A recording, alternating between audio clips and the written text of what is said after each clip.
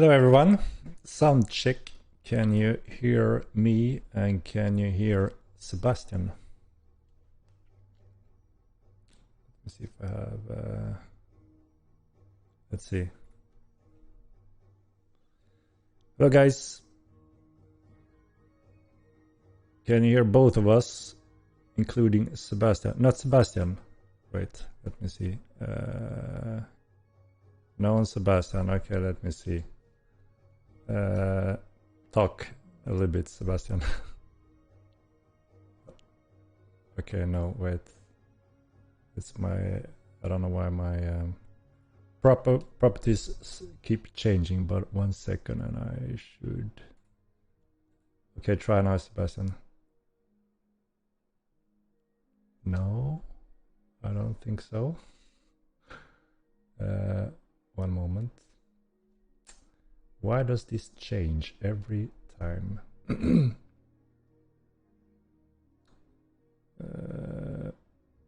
Up.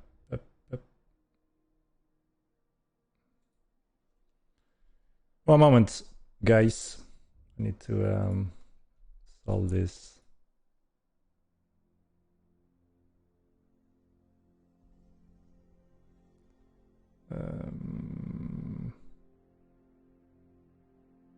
Maybe this one.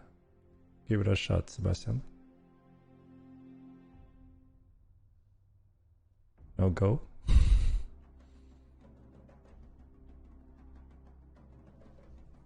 Doesn't seem like my... let me see. Wait. Yeah.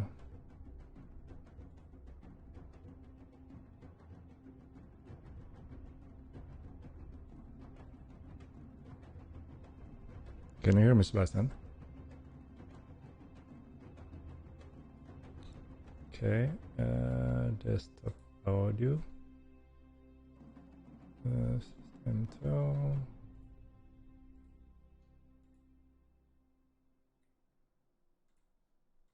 Okay, try now. Hello? Now it should work, guys. No. Can you confirm? Confirm working. Yeah, I had another input device on Discord and another one on computer that got changed. And yeah, now they can hear you. Awesome. Sorry about that, but should be good. I can see if I can... Is his volume low, guys? Is my volume low? I'm gonna boost you a little bit. Okay, okay. You're boosted. Should be good now. It works. Hello? Should be loud as well. Alright, so... Keep Shrubby banned the server. I don't know, was Shrubby banned from Twitch? I don't know. Maybe. I heard so. But yeah, so we got Sebastian on today's stream. So hello. Most of you guys already know who he is, obviously. And yeah, we've already started to collect some data for today's event. Bane Spike TV 60 month. Thank you very much. We appreciate it. It's been quite a while of subscription. So yeah, we have a little stress test data collecting to do today, and you guys have already been quite busy in the Meduli area, which have already given us quite a lot of good stuff. So that's awesome. But yeah, we got Sebastian here today, so I'm not alone for once. Maybe you have some questions for Sebastian since he's here. Profo 40 month. Boom. Thank you very much. Same age. No, I'm... Somebody asked if I'm younger than you are. I think it's the beard. I definitely am. You should grow some beard, Sebastian. I can't. It's impossible. I don't have the genes to do that. Right. Sadly. Coffee Grinds, thank you for the subscription. Yeah, I think if I shave my beard, I'm look very young as well. So I think that does a few years. But you're quite close, Sebastian. You're getting up there as well. Almost 40. Yeah, almost 40. Almost 40. The golden years. Indeed. We got a top level. Okay. Seb looks hot. How do you? How do you?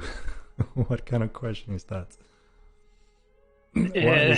Why is Star Wars stuff all good looking? Good question.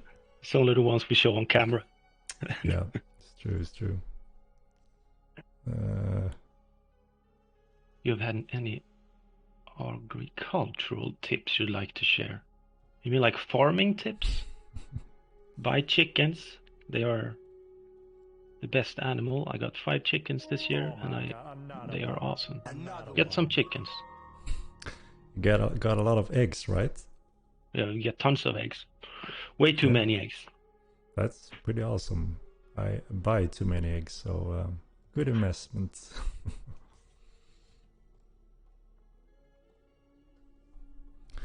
Henrik is so well kempt. Well kempt? I don't think I heard that word before. The bear looks magnificent. Thank you very much. Sacrifice with a subscription. You're killing the subscription hype train right now, guys. So thank you very much. Bring us the UA5, Sebastian. Sacrifice. Yeah. So let's do it. Let's do it. Man, there's so much stuff going on. I mean, there are like hype trains going all over. I don't. They're killing it. You know, it's just because you joined the stream. They are. Looks like they're happy to see another face on the stream. Gallagher, thank you for a subscription. Sebastian, the spaghetti coder? No, I don't think so. I don't think so. You know, we've been working on this so-called impossible project for over 16 years, and it's been a long journey. And yeah, we started from scratch, and you know, we're gonna get there in a world lead when it comes to sandbox MMOs, and you know, we're taking big leaps already. Sprocco, thank you for a subscription.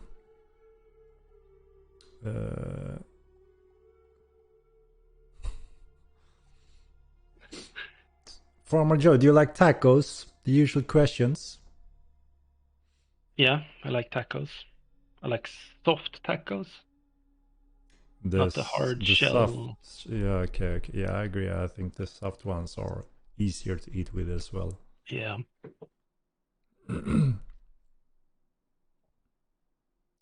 All right. Let me scroll down. I'm already behind, guys. Oh my god, another one. Meshuge! Thank you for a subscription. Entertainer profession, which buffs people for a cost almost like Star Wars Galaxies. Yeah, like, you know, we are quite inspired by Star Wars Galaxies as well, mostly Ultima Line, but Star Wars Galaxy was a golden MMO as well that we are quite inspired of, and yeah, you will see some things and recognize some things from that game as well. An update on the Rise, SARS, Sebastian. Yeah, so we've looked into it. I looked into it this evening, and we have some ideas of what it could be, but it's pretty strange because we are having issues with reproducing it on our test servers. But we'll find it soon enough, and then we'll patch it. It's most likely a thing we can patch that is just a server patch, so yeah, but we don't know for sure, but we're on it. We are aware of it, at least. We have seen that you discussed it in the main channel, and we are aware of it, and we are already looking into it, so hopefully we will have that on control as soon as possible. Red Sunky and Thumbberry with the subscriptions. Thank you very much. Thumbberry is the Milan's greatest bard. Did you know, Sebastian? No. Is it the YouTube guy who... He makes the best bard songs ever in our game. Very famous. Hopefully he will show up and maybe offer one. Right, let's just go through the last year, and then we will see if we can maybe do some additional content gathering data as well. Yeah, we got quite a mix of question here. feel free if there's anything. Somebody asked me if I like pineapple on pizza. Again, all the important questions. Classic. No, What do you think? I do not. Yeah, I agree. You know, warm pineapple on a pizza. No. I'm not so sure about it. It's horrible.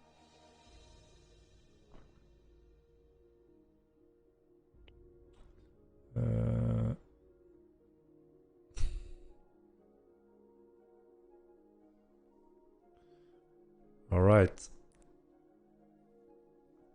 And hints on when we are getting permanent ritual circles for houses. So we know that obviously we want this convenient feature for housing. There were two reasons that we didn't put them in. Obviously, one that the annoyance of not having a Namish in houses that makes it kind of a struggle to pull out pets. And then we have one other thing as well. But we have been discussing it since the great amount of requests, if it's worth adding it earlier before the Namish for in-house. So that's the conclusion we need to kind of reach. But we are aware of there's a high demand on that coming in even before the Namish. So we will have to see. When roadmap, Henrik and Sebastian. So we actually pinpointed the final stuff. And like I said, that's a huge puzzle to put together. That's why it's been quite time consuming, but also because obviously we need to make sure we are fully focused on the near sprints. And then we are obviously trying to cover the sprints behind that as well. But we have a pretty good roadmap now for a good amount of time that makes the schedule for us very clear moving forward. But obviously also we want to make sure that we post the secure stuff that we know. These are the main points. And also, of course, there's also a lot of minor things and fluff that we may not fit on this roadmap. But we have sent these to Art, so they put in together the block of roadmaps.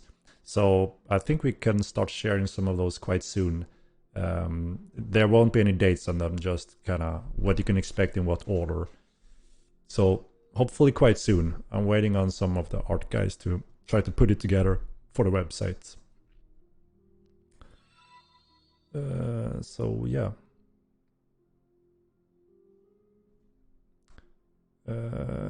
Sleppers Joe. Hi from Joe. How's UF5 going? Any major milestone reached? We're close to seeing more or releasing to production.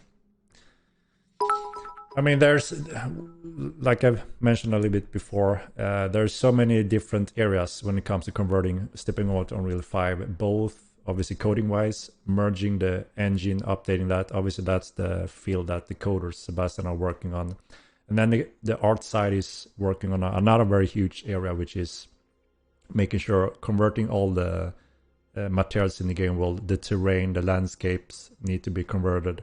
We are stepping over to use lumens, the lumin lighting system, shadow system, and obviously also make use of nanites, which is the eye candy and next gen cool stuff in Unreal 5. So there's a lot of different developers working on that. I don't know if there's any fancy, exciting thing on your end, Sebastian, when it comes to the merging codes. No, usually it's not that fancy. It's moving from UE 4 to 5 code-wise is a step. It's a much smaller step than when we started working with UE 4 after coming from UE 3. So code-wise, it's not a massive thing to convert. I know Epic says that you literally click a button and then it's converted, but that's not the reality, especially not for us who have a lot of custom stuff. But we are getting closer. It's moving along nicely. Obviously, there's a lot of art stuff that needs to be updated. Yeah, and our goal is also to pretty soon, hopefully, start to be able to show some of that transition on the upcoming streams as well. So obviously, we want to make sure that it looks presentable and actually shows the improvement from Unreal 5. So, but yeah, the goals are to be able to show some of that progression soon. That more fancy stuff that we can show on a stream. So yeah, it's progressing in the right direction for sure.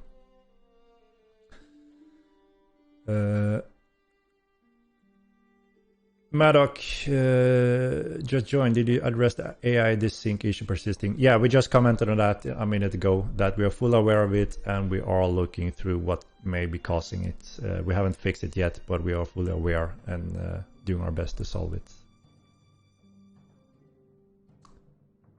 Holy cow, it's the legendary FarmerJoe. It is, Sir Hob. Finding FarmerJoe on stream. All right, shall we do some in-game stuff while we have Sebastian here, which is one of the main goals today, to collect some data. So we already collected a few very important things, because you guys have been early on Meduli node, which is awesome, and Sebastian have been taking the opportunity. But I would like to show you guys if we can gather up on a specific location. So I want us to go to close to the border to between the Vada and Meduli node, and I can show you where that is by just showing you my stream, I believe. Let me see. Yeah, so wait, I'm gonna see if I'm in the right position. Let me jump up to see. Yeah.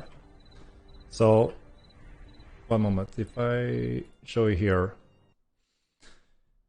if you see where I am right now, guys. So Meduli over there, we have a stronghold here. We have this road that goes here between the mountain areas. Yeah. So I think it would be great if you guys can run over here. And it would also be great if we can do it without killing everyone at this point, so we can get some data here. And then I would like to transition to the other node here. And then if we have enough people, and if people are alive, and if we don't have any already major issues on the node, we could let the fighting begin. Yeah, I think Meduli node is... It's struggling at the moment. Yeah. So I think we already have, we already have a lot of people in that area, which is great. Yeah, we're getting close to 400 in this nearby area. Yeah, so Meduli may be already struggling. But what I want to do, like I said, I want to see if we can make it over to this other node line. And then we want the combat packages to go crazy, which is does if you guys start to fight, because we want to have that type of data as well. So yeah, we know it's going to be delay and some desync issues. We're fully aware, and that's also the goal. We're collecting the data already. So if you guys can travel to this road, you will be coming into this area, hopefully soon. It's not too far away from Meduli. You see someone is riding up here already. That is awesome.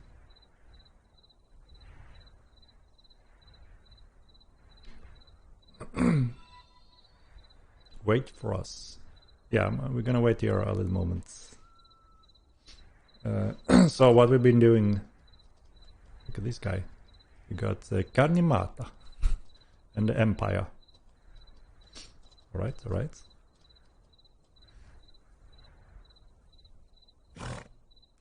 Hello.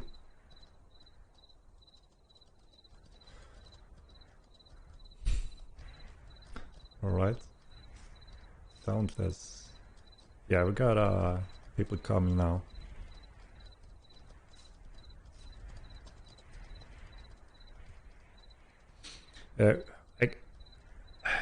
Sebastian, what do you think? Should we remain here on this edge, or shall we try to move over to no line? I'm not sure. Depends. So I think so all the people started moving, and that made it even rougher for poor Meduli node.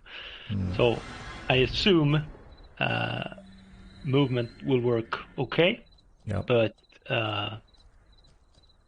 node is struggling.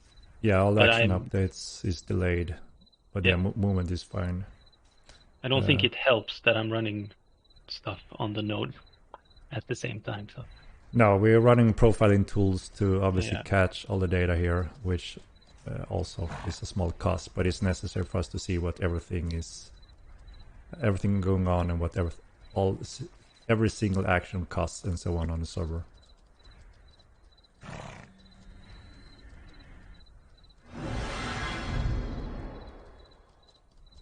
Yeah, let's see if I can move over the Seb cam here as well. Let me copy the camera from where I have it. There. There is. Boom. Cool.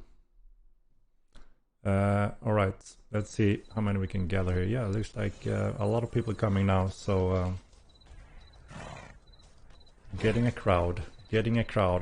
And like I said, so one more thing we want to gather from this is when everyone is doing combats, that is sending specific packages, which we want to get some profiling on as well.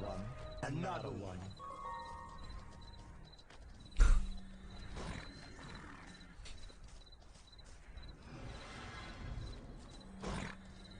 So yeah, this is awesome, people. We very much appreciate you coming over here and hanging out with us and giving us extremely valuable data.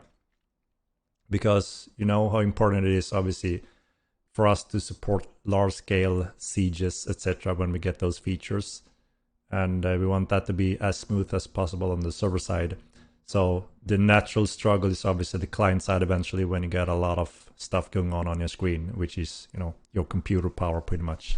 That is determining some of that performance as well. But yeah, like I said, we already found one of the issues since you've been immediately, which is awesome. So now we just want to get a bonus additional data when we get to the attacking, just to see specific cost there as well. Yeah, gathering a nice group of people here. Oh, got some portals. So yeah, the question is, Sebastian, if we should remain here and just let them fight soon when we have enough people, or if we should try to do a node transition, gather some stuff there as well. What do you think, Sebastian? I think it would be good to see when you swap nodes, and then come back again into this node and have a fight. I assume that the fight is going to be a little rough. Yeah, I think. Yeah, I think it's going to be similar as the last time, which is also the goal to capture the data in detail when we do get those issues. So it is expected. It's very clear what part is not working as intended. Yeah. So that's good. Yeah.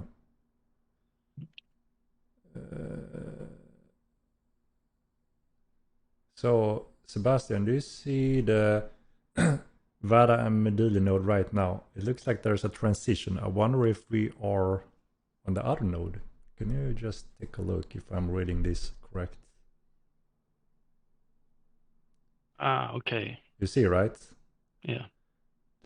N5 going down and N6 going up. Yeah. So it looks like we already done the transition, if I'm not mistaken. Okay, so move back then, I guess, and I'll. Yeah, let's see if we get more people gathering, and then we decide to move. And then we can start getting action packages. Was that a fishing guy? The fishing sound. a lot in Meduli. You know where to go. So Meduli is westish from us right now. You see this Super road? clear. Sorry? Super clear directions. Yeah. It's westish. But you have this main road that goes through here, and you have that stronghold as a good reference. We are here at some big rocks, so I think if you're in Meduli, it should be fairly easy.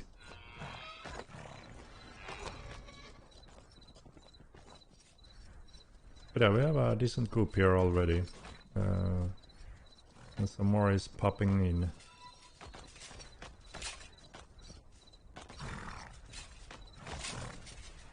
Okay, now.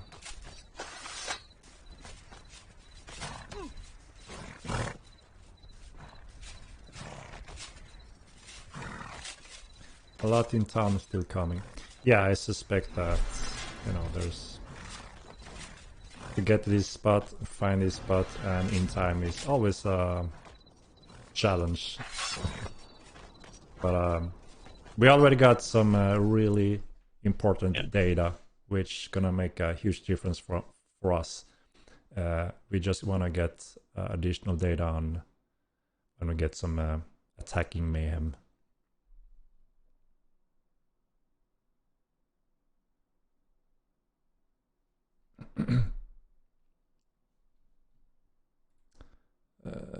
One second, I'm just gonna...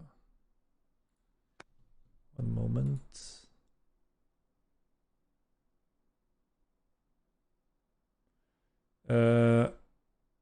Okay, so we got groups incoming, and I think they're all hostile towards each other. So the question is if we should kind of prepare for a fight.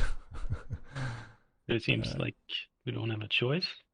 Yeah, it could be that. So we have a few big groups and guilds coming in a few minutes.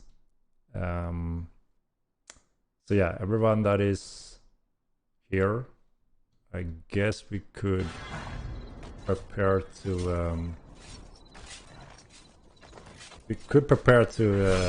launch the fight, I guess, when those groups arrives. Because it could be a challenge, I guess, to move accordingly with all these groups that are already in a little bit of a conflict, if you know what I mean. So I guess the location doesn't matter. What do you think, Sebastian? No, I found you on the server, and that's the important thing. So you see N6, is that Vada or Meduli? Or I think it's Meduli. Is it? I'm not sure, but let me see. Because you see the transition from N5 to N6, right? Yeah. You see that looks like when they are moving over. So that means we are on the Vada. Yeah. I think. But yeah, you see the numbers on it. It's quite insane already. So we have a good amount of population.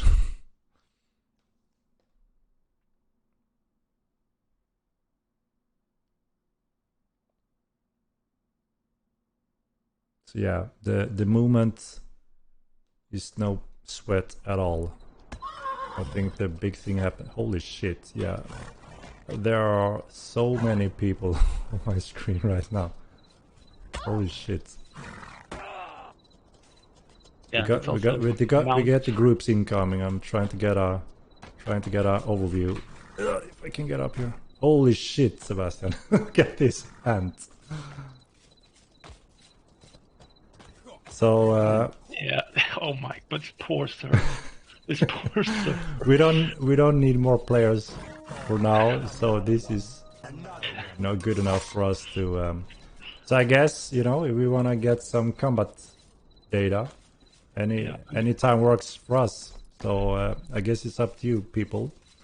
Group up however you want, and be prepared to having delay. most likely.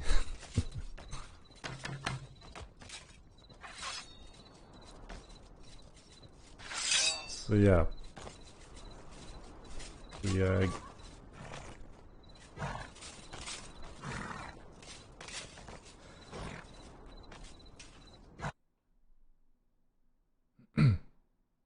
Jesus Christ. Oh my Yeah. God, I guess another we one. can start the fight whenever people want to. I don't know if they already started.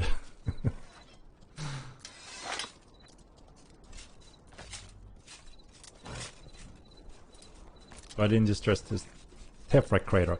It doesn't matter where we are. It's you know, the data in these groups. We could be anywhere, but so this is fine for us.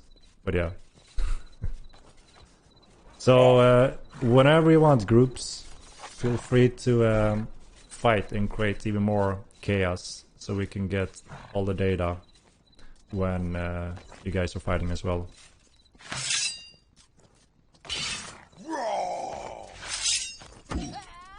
Yeah, I noticed we're getting struggling already.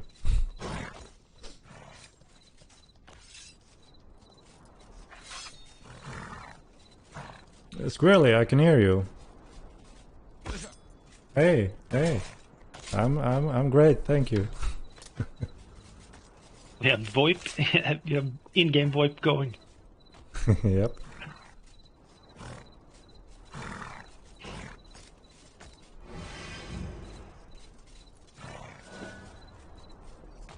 Yep.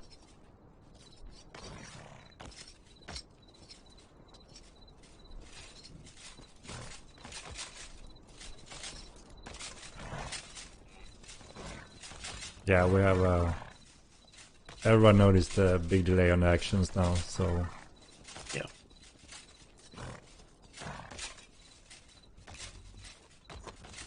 and it's the same thing as Yeah, it's the same. pre-chaos. Yeah. Yeah.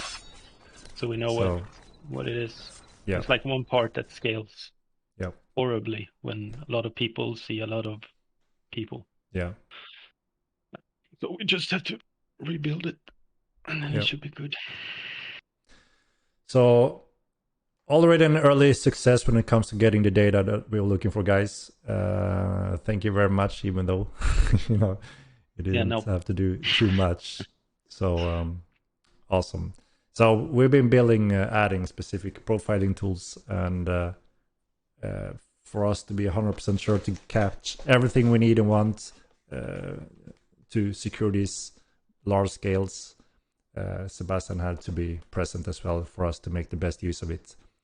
So yeah, this is very good. I see arrows flying here left and right also, so I think people are already somewhat fighting. But yeah, we have a major delay in this location currently. So very difficult to fight when we have such delay, obviously, and that's the reason we want to reproduce this situation while we're gathering the data to be able to work with that data. And we have found the issue, and we'll be rewriting that part in a way where it can handle this scale in a much better way. Yeah, it's pretty clear what it is. Yeah. So it should be a pretty insane optimization if we fix it. When we fix it. Yeah, it's crazy. It went from we were a small group of, I don't know, 50, and then boom, got an ant swarm. The horses make it worse too, so... Yeah. But yeah, it's awesome to see that the movement data is extremely scalable, as you can see. So what's working one-to-one now without delay is all the movement data. So positioning is still extremely accurate and can handle very large scale, but it's all the actions that gets delayed that we found the reason for, so we can optimize and solve that part. So also when you swing, cast spells, shoot arrows, have a similar accuracy and performance as the movement data. So that was the main goal here. Yeah, the movement stuff we changed in like the second stress test. Yeah, So somewhere around but that. it seems to be working well. Yeah, I mean, when we didn't have the movement solved, then you just saw people warping without having any movement at all. If you were here in the older days, so yeah, the VoIP is working perfectly well as well, and the movement data is working perfectly well. So now the next step is the action data to make the combats smoother. Of course, the frames is a tough one. That is more of a client optimization, which we are also going through now when we're making a transition to Unreal 5. But as you can understand, hundreds of these highly detailed characters with physics, mounts, gear on the screen, it always comes at a cost, obviously.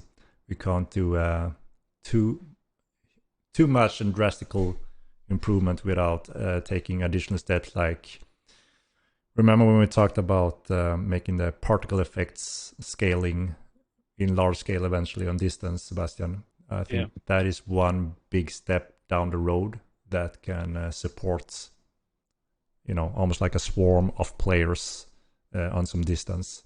So there's still room for optimize player data in large scales. But obviously now the important part is to make sure that the node and the network side can handle the combat data as well, which it can't right now in these numbers. But it can on VoIP and movement, for instance, which is awesome to see. Yeah, this is a good amount of people. Yeah, it looks insane. Yeah. It hasn't like crashed yet or anything, so it's... No, it's acting like last time. It's queuing up Yeah. a lot of crap. And as soon as that queue goes down, it goes back to normal. So yeah, obviously much better than having it die completely. People are there right now. So if I'm looking on this location, we have over 500 people, which is very big.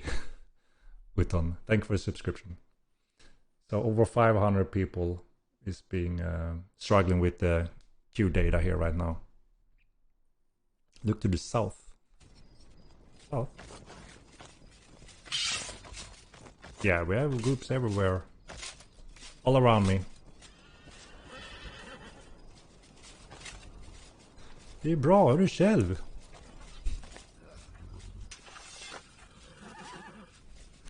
A lot of Swedish people here. Oh my god, another one. A nice little gathering at least.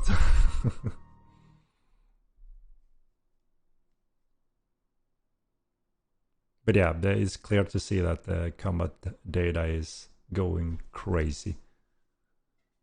We see people drop without really seeing the attacks going on.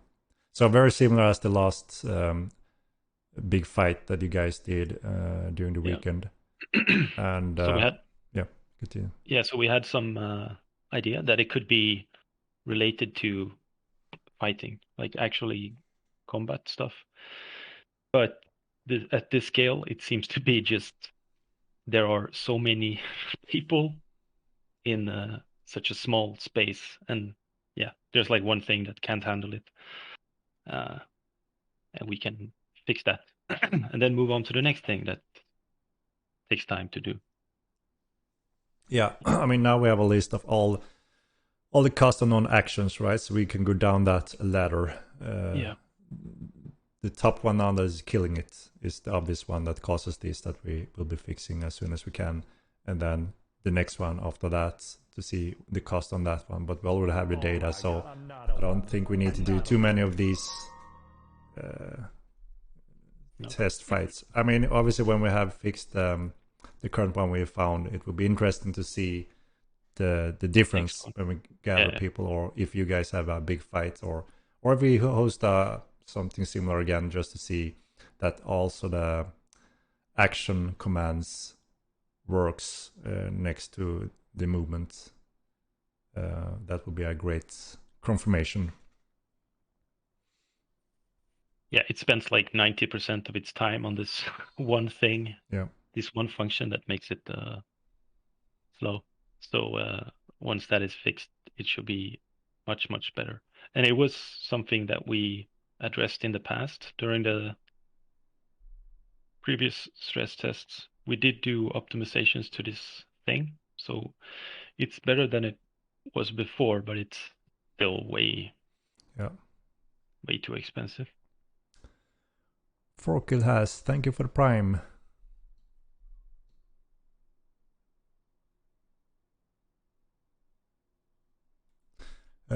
Yeah, I'm not sure if there's anything else that you would like to gather, Sebastian, in terms of data collection. Oh, I think this will do. Can I do? You have a ton of those right now, right? Yeah.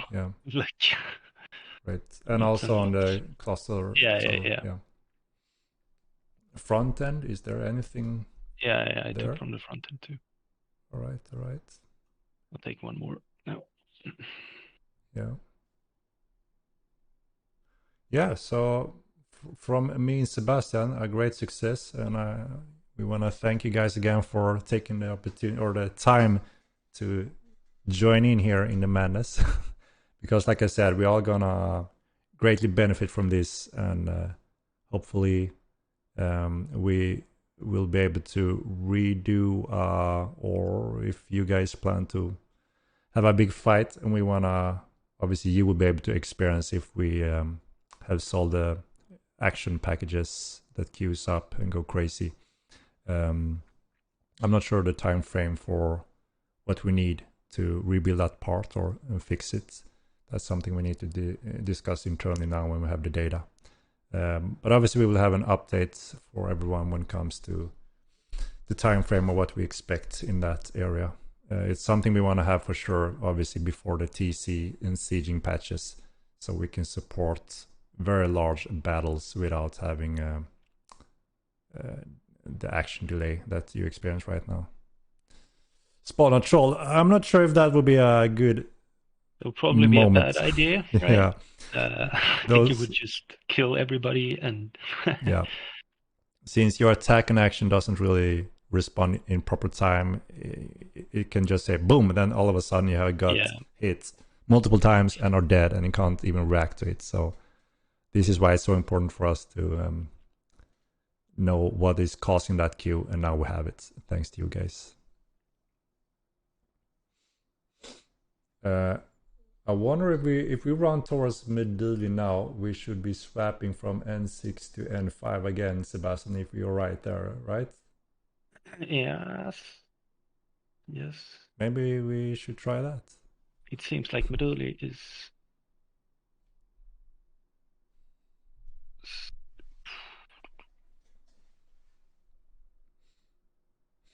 Yeah, Meduli is still under pressure.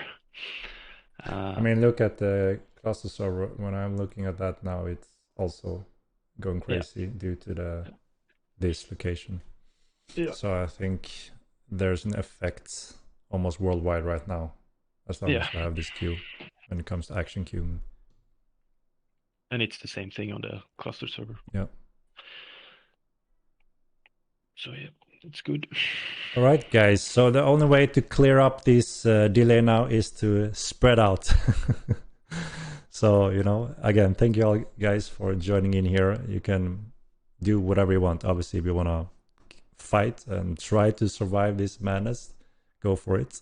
But just stepping away from this location now will clear up the queue eventually. So that's one way to... Holy shit, there's so many people still everywhere around me.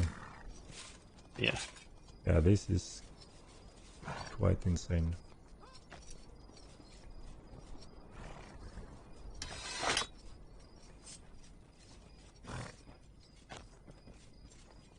So somebody asked how much do you hope to increase the performance of that function? I mean, the function is so slow that it's literally almost broken at this point. So we have a lot of potential performance to gain from just doing just optimizations to that function, see when it's run. Because the reason why it's so expensive, it's not that it's one expensive function, it's that it's being run hundreds and thousands of times per tick. So it's a small function that runs way too often. So the first approach would be to obviously get the amount of times the function runs down each tick, and only with just that we would gain lots and lots of performance. So that's good. It's really good that we have like a solid approach, like a plan. Yeah. We got more people in last fight. Yes, we did. We were almost on exactly 400 last time when I was looking on the node when we did that. When you guys did a fight and alerted me, I managed to get some numbers there. We weren't able to get all the data that pinpoints what causing the queue, but this event did, so that's awesome. And we were above 500 this time here, so quite a good increase. And yeah, it just adds to the queue even more, so it's very clear what's going on, and Sebastian has exactly what we need to work with this. Let me see. Yeah, it's still queued up. So yeah, if I'm trying to do an action now like rest, it doesn't happen until X amount seconds later. Yeah, and that shows how long that queue is when it comes to all these packages. And the main stuff going on is everyone is striking, fighting, and doing those kind of actions, and they're all queued up. So it makes it obviously unplayable to fight like this. So, but yeah, we got the data, so we can finally work on this part as well. So yeah, guys, if you wanna spread out, we will get back to, hopefully, we're gonna just make sure that the queue goes down again, so everything is running smoothly before, hopefully, I guess we will end the stream as well. But we have a few more things I want to do at least. But yeah, I guess we are done with the in-game stuff that was the main goal for today. Yeah. So let's see. I guess we can start our traditional giveaway while we just follow this a little bit. You got the dead Henrik, so now you can attack Henrik. Yeah, I mean, that's up to anyone, but I prefer stay alive for now. Question: will siege weapons get pulled by tamed animals? This is very important, and a hint would be awesome. So we have wagon system and all that in the part of our future work, but we are not having that in the first sieging pack. So we're gonna wait, guys, one moment. Let me start the giveaway since you're already spamming the chat with that. One moment. Let me start it before you type, guys. One moment.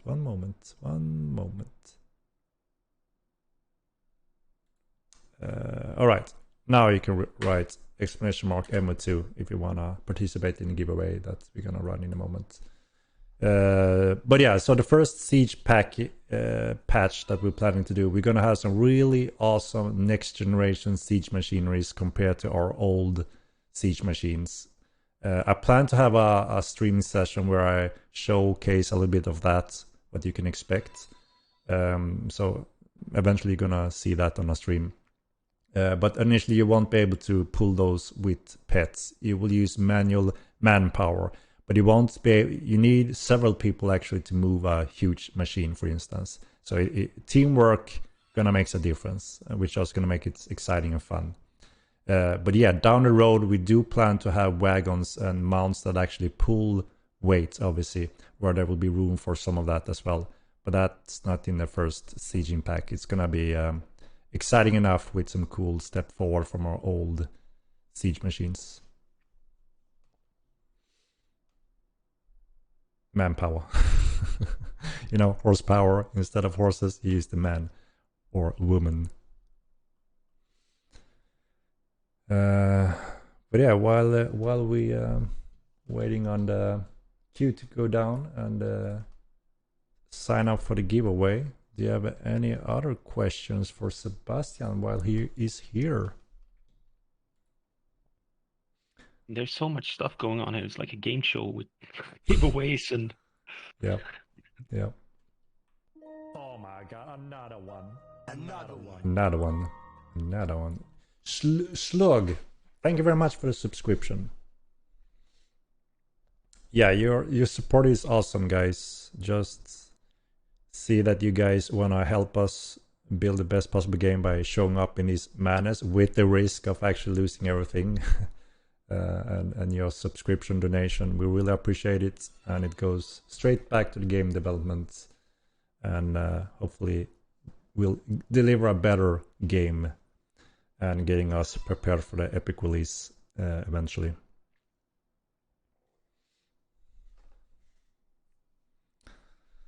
Poison when? I'm not sure exactly where we will have poison in time-wise. We have actually gone over a lot of those cool features just to see a lot of, bang for the buck versus time, and also obviously versus popularity. That is also part of the puzzle. What do we focus on that should come first in a natural order? Obviously, as you know, moving forward towards the epic game release, it's very important for us to make sure that the game is overall polished, stable, the server handle large scales, and then of course we're focusing a lot on the newbie experience to make sure that new players have a much higher ratio to actually get into the game, getting a fair chance, and hopefully becoming a full-time player. And of course, we already know some of the biggest things that you veterans are looking forward to. Obviously, TC and sieging are two of those very big points that we're working on as well. So I'm not exactly sure where poisoning will be on this upcoming schedule. It won't be in the first sprints, that's for sure, or the coming sprints. But yeah, so we were just discussing that a little bit, me and Sebastian, what school after elementalism. We've been looking at how we may want to ask the community what school you would like to see after elementalism and how we would gather that information. We haven't decided yet, and I think that there's a few options that are natural and that you could choose from, which is staff magic, mentalism, illusionism. I think it's one of those three that are a natural school after elementalism. Sebastian, when did you start coding? that was a long time ago. Maybe I was 14. It's like Quite a while. Quite a while. Yeah. I modded Max Payne, I think.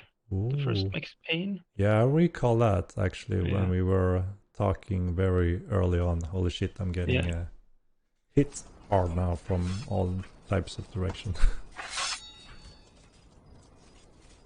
Let's see, we're still kind of queued up, right? Yeah, the node is still crazy, but the cluster is going a little bit back to normal, I think. So slowly but steady, we're spreading out, but still we have an insane amount here.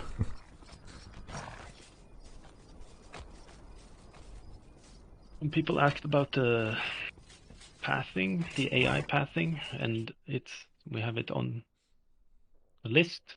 Obviously, we need to sort pathing for houses and structures. And that needs to be built. Currently, the issue you have around houses is that we literally just turn off the nav mesh when there's a house. This makes the pets act strange. And a little bit depending on where your house is placed, the area that gets turned off might be larger or smaller. So it's predictable and kind of strange. But yeah, we have a solution. It's just takes some time to build. Yeah, it's an important part on our upcoming roadmap for sure. That's part of making sure it's polished enough to use pets and those functions. So this will be instance to make this playable. No, this event was actually the main reason to push it until it became unplayable, to get very critical data that Sebastian have got. He have gathered it already, and it makes sense. We have the information now, and that's something we're gonna put on the coder's end to solve. And then hopefully when that's patched, we're gonna hopefully get some confirmation that it's also actually greatly improved, or solved in a better way.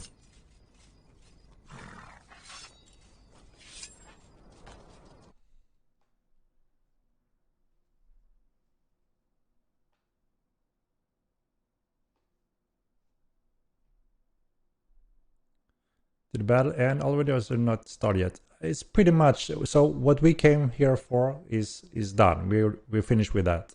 So now we just simply hang out while we are getting some info, doing the giveaway, and looking to as soon as more people spread out now, the queuing time that is putting a delay is going down back to normal. So it's pretty much over, but it's up to anyone obviously to do whatever. A lot of people are still lingering around, as you can see. I think we have a few good 200 people left. We were topping out over 500 in this whole region area, which is good amounts, more than we needed to see the data we got. So we were very happy with that, at least.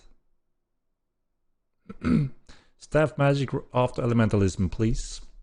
Yeah, I think when you guys did a vote, I think Necro and then Staff got after it, right, in popularity. So maybe it is the Staff magic being the one that you guys want as the next one after elementalism.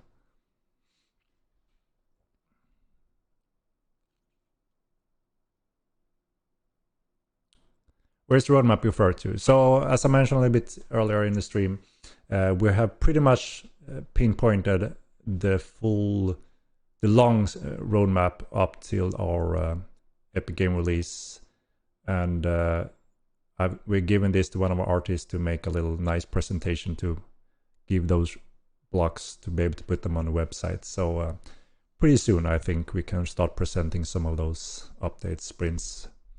There won't be any dates on them, but you will see kind of what to expect and in what kind of order. But obviously, there may be some tweaks and changes, but we have the overall schedule finally set in a very good way. How many players showed up? We were a little bit over 500. 539 was the peak, I think. 39.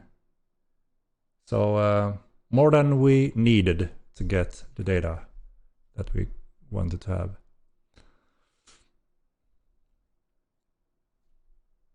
Do you have any statistics about representation of Tamer players in the game? We would have to look into that. I'm not sure actually, out of my head. We need to investigate and look into that to know what kind of numbers there are. But yeah, I mean, taming is a popular profession for sure. A lot of new players that find Mortal Line, many of them are obviously very interested in taming. It's a cool feature for MMO. And also since our pets and creatures are not as, tame pets in many other MMOs, where you can pull them up from your pocket or summon them and then fight and disappear. There are real actual creatures in our world, which makes it very interesting and unique, as you know. Who won the fight? We all won it because we got the data we needed. So I don't see any losers or winners other than all of us in this case. That's how we see it, at least. It's like people are fat shaming my cat. Oh my god. It's rude. That is rude. He's not that. He's a big boy. Where did you see the cat? Did you pull it up in the camera? Or Yeah, what? no, he's here. Oh, I missed it.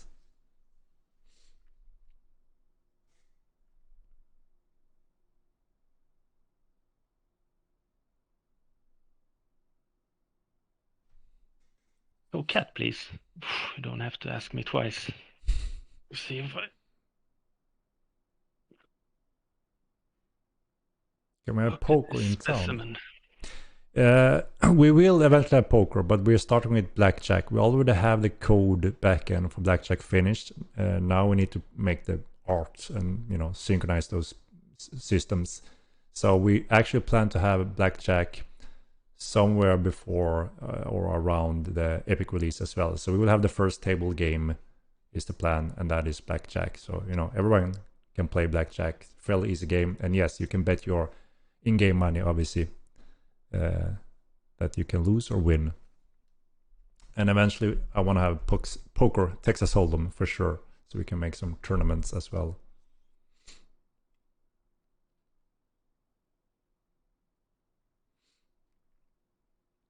Is Beastmaster on the next roadmap? Where do we put Beastmaster and Sebastian? It is pretty close. I think it's on the roadmap. Yeah, but it was pretty early. Yeah, exactly. Yeah.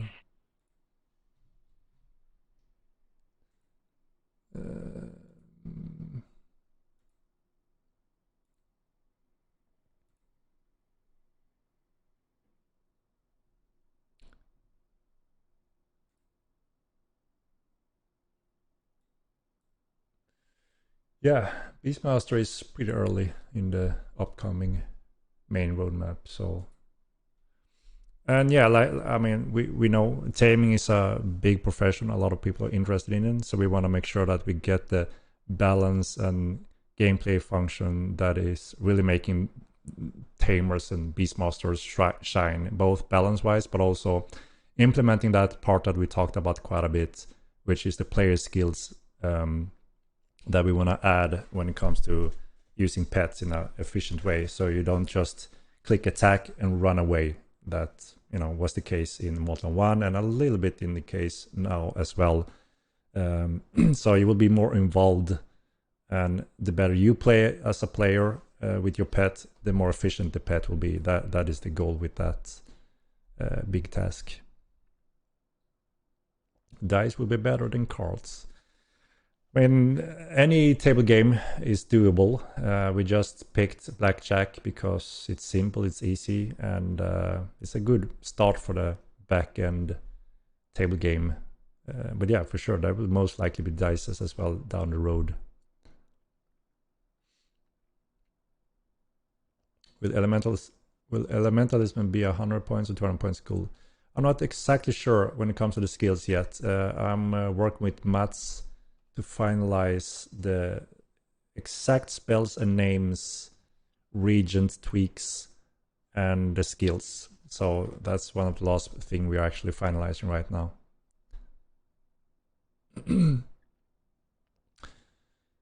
Question for FarmerJoe: what's your favorite and least favorite things about using C++? Yeah, I've seen it. I don't know. I don't think I have a favorite thing about C++. I'm not a... It's fast. It's fast. That's pretty much it. But slower to code compared to blueprints. Yeah, right? yeah, it's complicated. Yeah, and compared to modern languages like C# or something like that, it's insanely complicated to code. I guess my favorite thing is that it's fast. Yep. And my least favorite thing is that it's C++. It's... But the beautiful thing is we can make anything pretty much. Yeah. So it's exciting because there's no real direct limitations anymore, which was the case in the old game. We can go very far now compared to all those years ago, which makes it very more exciting, and of course will hopefully give a much exciting game now and also in the future when we keep expanding on our features. What feature does FarmerJoe want? Good question. What the hell is going on here? Is there any feature you're particular fond of or looking forward to? So I think staff magic could be cool. Yeah. Like the magic schools that we didn't get to do in MO1 are all interesting. Magic is fun because you can do literally anything with it, right? There are no limitations really. Yeah, and what's fun is they're also different from each other's, making it very fun to create them, and of course also hopefully very fun for the players that can choose from very different type of magic schools. So yeah, when I was discussing staff magic, for instance, with Mats, we all have very different views on when you hear the school, what do you have in mind, what you're looking at. And it's interesting because obviously we have a lot of you guys have expressed that you want to play the classic Gandalf style with the pointy hat, the robe, and the staff, right? And that's obviously a cool style and very classic. But one thing that Mats were very looking forward to and got excited about was a monk style with a staff. And when I heard him go crazy about it, it sounds really badass and cool. So obviously we want to support those styles as well. So you can actually go from a monk stylish mage using a staff to the more classic Gandalf style, which obviously makes it very cool. So you can kind of pick a style. We are in the portals of madness.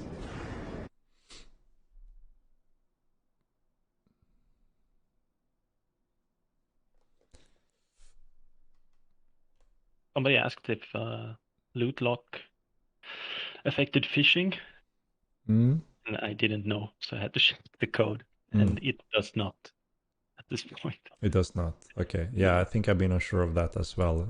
Before. Yeah, I'm not sure. Maybe it should. Yeah. Or maybe you should have like a separate effect for it. I don't know. Yeah. Yeah, we need to look into that. We need Thievery. Thievery is on the roadmap as well. We know there's a big interest of Thievery as well, so it will be there on the roadmap eventually, and you will see kind of where you can expect it.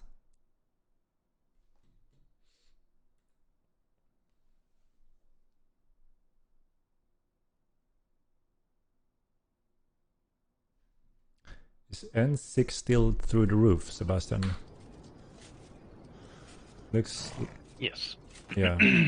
But I actually got my action in 3 seconds delayed only now, so 1, 2, 3... Yeah, 3-second delay, so I think we're getting back, guys. Since the insane queue up on this location, the node. Siege should be a priority. It is a very important feature. That's why we're taking our time to make it very exciting, fun, balanced, and properly implemented. And of course, for that to shine, and obviously that will often occur in larger scale battles, right? That's why we're making this event tonight, to make sure that we get the data, to make sure we can optimize and prioritize those kind of fights. So yeah, we agree, those are important. Obviously it's not everything of the game, but they are very important, so that's why we are doing this as well.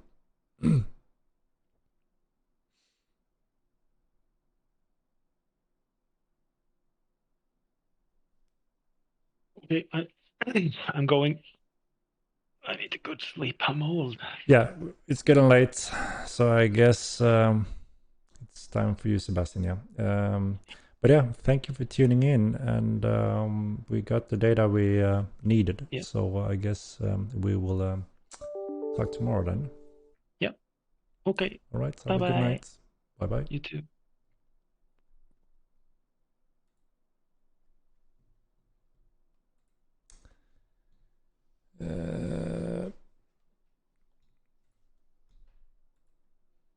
All right. So let's see. Am I being killed? Almost. Yeah, so it was great to have Sebastian tuning in today. He was pulling an additional session for this to be possible, to get some very important, valuable data for us to, like I said, to be able to support large scale much better. So we're very happy with this event today, guys. Again, we want to thank you all for participating. Just running here and helping us was a great addition and awesome for us. Yeah, great that a lot of people showed up. You never know, right? It's in the middle of the week. Obviously, a weekend is easier for most people, but we were hoping that enough people would be able to take the time to run over here to help us out to get this data. It's quite quick for us to see when that happens. So we already got 90% of what we needed when people are just showing up here with doing some random basic actions, and the fights kind of crushed it for us to see it. Yeah.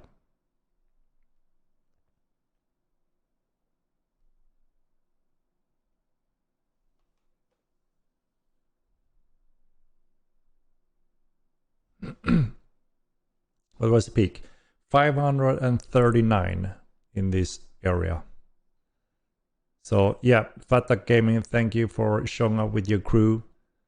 We did get exactly what we needed. Sebastian is very happy, and I'm happy to get that data. So it's very clear exactly what's going on now, what goes way out, and we know now how we need to solve that. How will sieging be different from Mortal 1?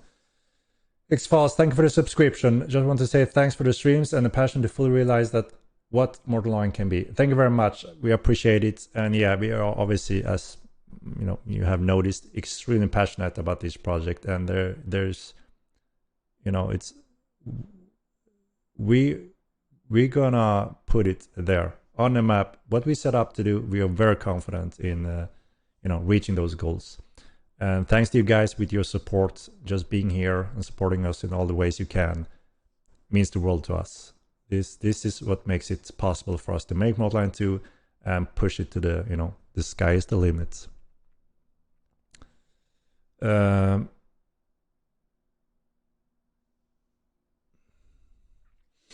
So yeah, there's quite a few differences from Mortal 1 TC sieging to Mortal 2. Yeah, we're in the midst of the giveaway, so if you tune in !MO2, I'm gonna run it in a moment. So some of the differences are obviously how you own the lands in a very interesting way with the different landowners, with keep owners and so on. And the siege machineries will work quite different. It will be much more in a more fun, innovative way to use them, and there will be a great teamwork to use them effectively. So the better you are as a group to teamwork using those siege machines, both in offensive but also defense wise, gonna be hopefully a blast to use them compared to the first game, and they're gonna look and function awesome. We are also we have mentioned a little bit about some of the change when it comes to how you engage in a siege when it comes to attacking a keep owner, for instance, the big landowners. So in the first game, it was a lot about planning the tactics and then do a very efficient hit and run, like during the nighttime for enemies, and then when they woke up, you know, they may have lost things if they weren't, you know, covering all the time zones. So it was a lot of that, just hard work to bring all those boulders in an efficient way, and then just start sitting there harvesting tons amount of boulders to wreck the enemies. So, you know, obviously many of the times it brought very large battles, and that was a blast. But many of those parts and function, you know, when it comes to grinding those boulders, wasn't the most fun thing and difficult to balance. And also we discussed the different options if there should be a time window where the fight starts to kind of coordinate it better, so it's more fun and more balanced. But we never really wanted to go that road to make it artificial not possible to siege without those time windows. But we actually found a way that is more suitable for Mortal Online, and it's almost like a small hybrid, I would say. So all the keep locations, as you may have noticed, there are two structures nearby every keep location, which we call the supply lines. Those will act as keys as well when it comes to start a siege effectively against the keep owner. So if you take control over these two, you will be wrecking the supply lines over time on the keep, which is weakening the defenses and everything, which makes it more efficient also than to actually siege and destroy that keep location. So that is our way to make it much more fun and balanced without artificial restriction.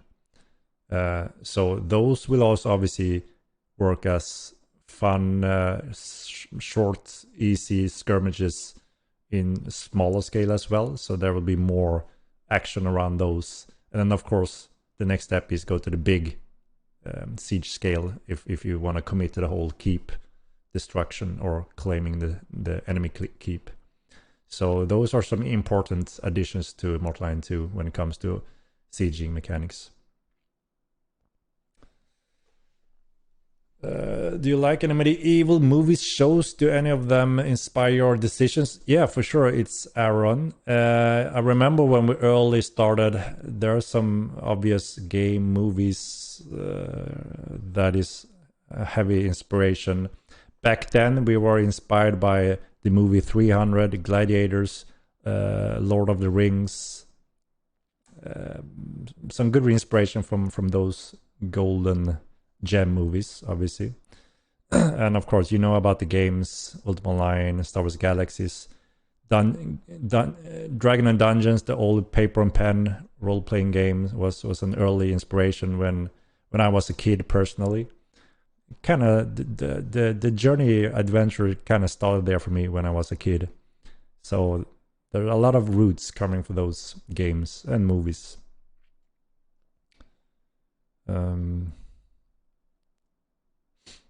The Last Kingdom. I think I tried a little bit with that, and I didn't really had a time, got stuck. I've seen quite a few, obviously. Game of Thrones, a masterpiece up till the last season, right? They kind of dropped the ball there fully, but up till that, it was amazing, I think. The best show ever, I think. And then there's some more casual series that was pretty good. Vikings was pretty good, on and off, I think.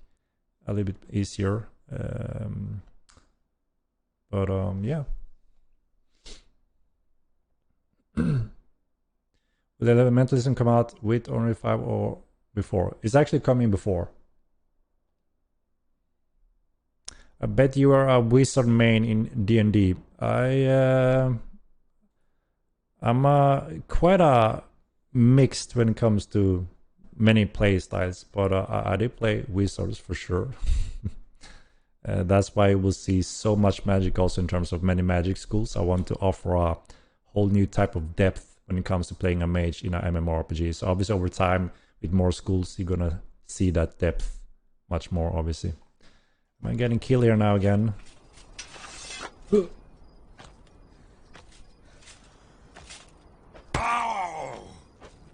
Bam.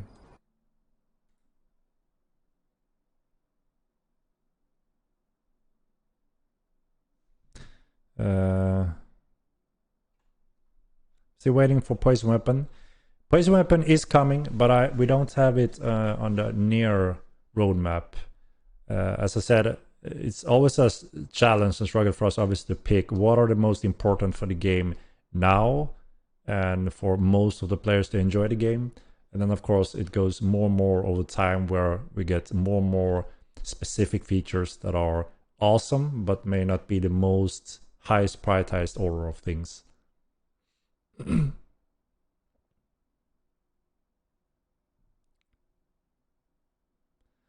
This has been the MMO I've been looking for. I'm happy to hear that. And yeah, you're coming into the game in a interesting time when we are moving forward and up.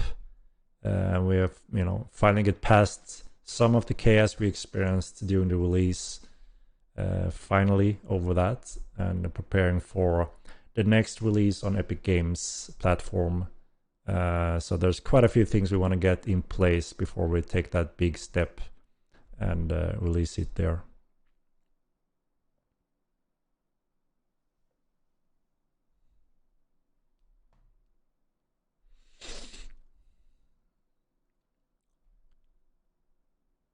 Animism coming out before Unreal 5. That is undoubtful. I don't think so, no. First of all, we are not sure in what order of those other schools. We may let you guys to vote on that. So I think naturally we are giving you the options to choose between staff magic, illusionism, mentalism. Maybe one more on that list. And it's up to you which one you want to see after elementalism. Yes, elementalism is on the roadmap. And again, we are refining elementalism in a very cool way, and we're gonna present that quite soon as well. I'm very excited about that refinement. Again, there are some things that we couldn't do in the old engine and old network for a few different reasons. This time, those limitations are gone, and we're refining those steps.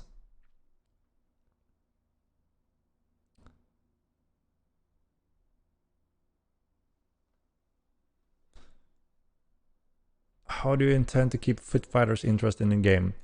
So obviously foot fighting is the most common thing happening all the time, which a lot of PvP people are happy about doing non-stop. So obviously to promote a lot of that action, we need hotspots and different mechanics that gonna promote that type of game style. And of course, the next step is to expand on the melee system, which is refining the system, tweaking it, and add special attacks and additional weapon groups to give more options to foot fighters. So that's also going to happen down the road. With extreme rare magic skills cost primary points? Yes. So all very important schools and skills will be a cost on the primary. That's also how we balance the game, so you can't be everything on one character when it comes to the action skills. What about weapon skills? How do you mean? There will be additional weapon groups. We have quite a few. We have deal wielding, we have crossbows, fist weapons. Holy cow, I'm getting killed here again. Oh no, oh no. It was quite impressive. I was here for 2 hours or so without getting killed. That's a new record. Quite impressive.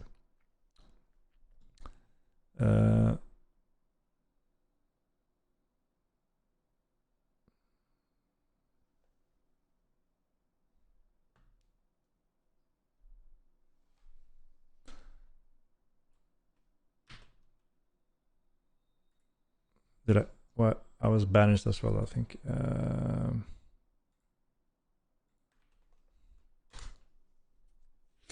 We are home at Meduli. Or...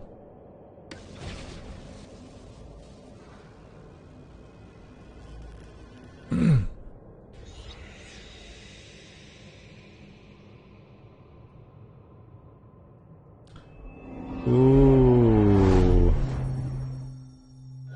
Shall we report on, guys? Yeah, we have Viluki. This was why I was glad to have Sebastian aboard today, even though it's very late here and he had been working from very, very early today. We're happy that he could be here present and make sure that we get exactly the data we needed. And that is exactly the reason, to make sure that these large battles will be a much more smooth step on the server side. And we found exactly the reason. So we're very excited to work with that now. And of course, we're going to announce that in one of our upcoming patches when that work has been done. And then hopefully we will be able to experience new battles.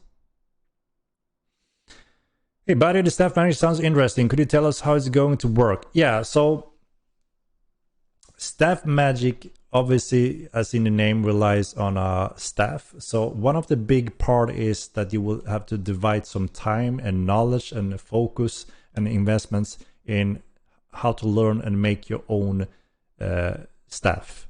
And then you commit to that staff to kind of have one of the main source of power for your school bound to this staff. And then, of course, there will be a list of amount of different types of spells that you will be able to use with this staff. And also, you'll be able to use the staff as a physical weapon. So it will be an interesting hybrid in how you also cast spells and will be able to wield that staff. So it's two parts. One is the commitment with the staff focus and crafting staff is in a very specific way. And then we have the spells that are unique to the staff school. And there will be some different cool styles to choose from. You can either be the classic Gandalf the Wise, or becoming more a monk-like staff mage wielder. When is the giveaway? Indeed, I almost forgot it again. Expedition mark MO2, and I'm running it in just a few seconds from now. So, sorry.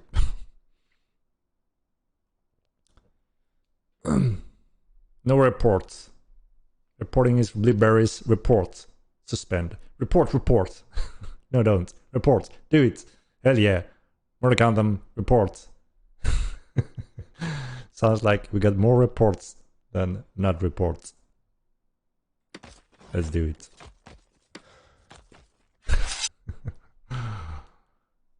It was your call.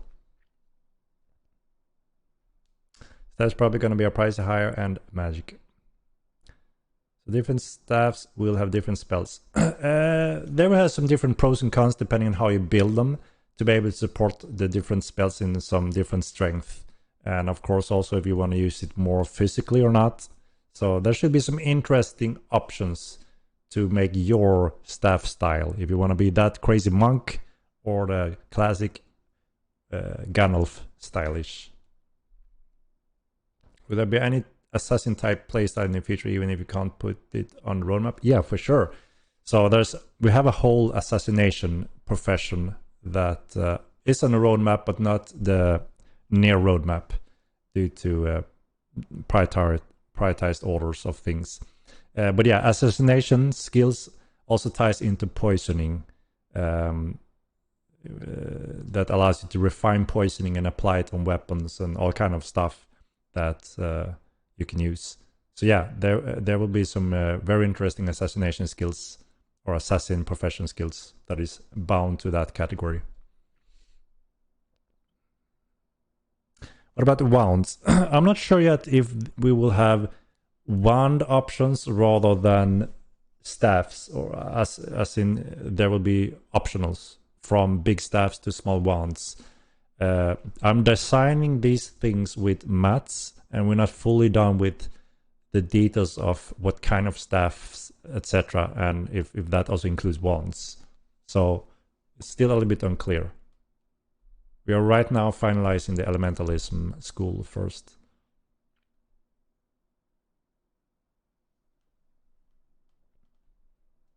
So I will be able to magically fight with the stuff exactly as if you hand a sword. So it depends a little bit. We may have a new anim set for the staff wielders that fits and makes sense for a mage monk style using a staff.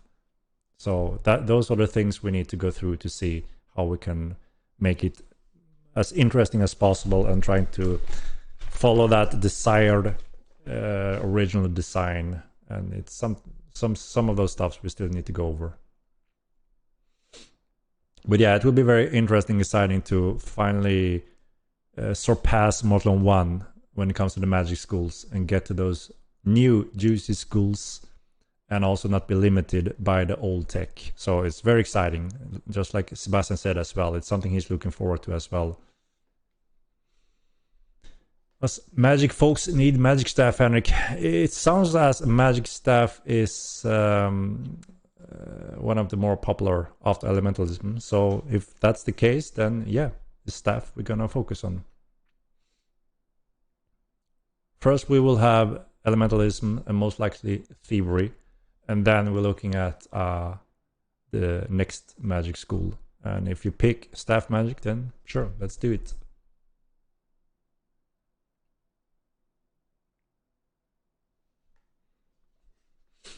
I liked how much harder it was to unlock these great magic in Mortal 1. It's too easy in Mortal 2 to get spells.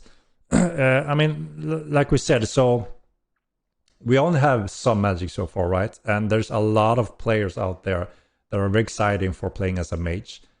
And obviously it's the easiest way to just pick up and start as a footy melee fighter. That's very basic, but there's a huge demand for magic roles, mage styles. And that's a huge part of the game. And of course, we have so much magic in schools in the upcoming roadmap that obviously it will take time to get them all. But we also meant that the first packs of magic schools should be fairly easy to tap into, maintain, and trade.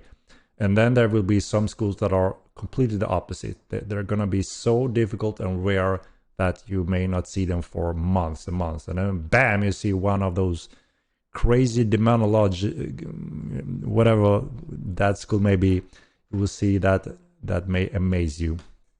So there will be a much more variation when we reach more schools, Zachary. All right, it's time for the giveaway, guys.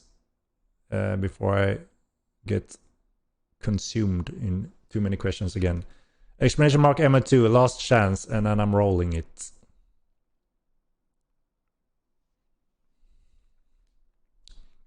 So some schools will also be a little bit different dependent on the stats. So for instance, staff magic school may indeed be bound to other stats also, not just only intelligence. Same thing for a lot of the upcoming schools actually. So yeah, it's not all about intelligence for all schools, that's for sure.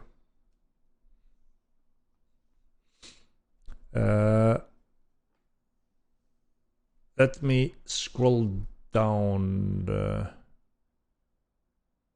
Wait, for elementalism on Unreal 4 would already be on for... So we actually looked into a few options that allows us to add elementalism before Unreal 5 actually. And it makes sense for our puzzle and schedule to make everything happen up to the epic patch, which is Unreal 5. So we're looking at right now actually to get elementalism earlier.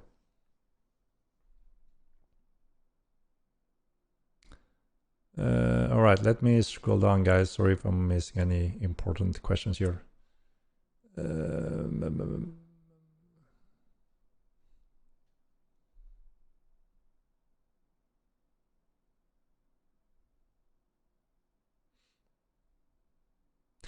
Magic need better dual capability.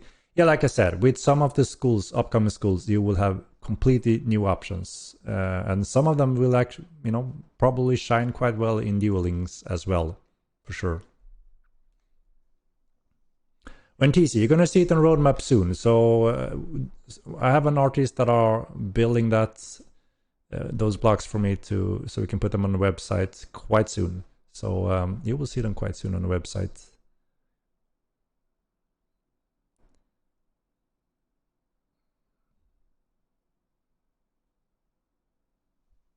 Doesn't that Necro already get staff? No, Necro are using the hands only to cast spells.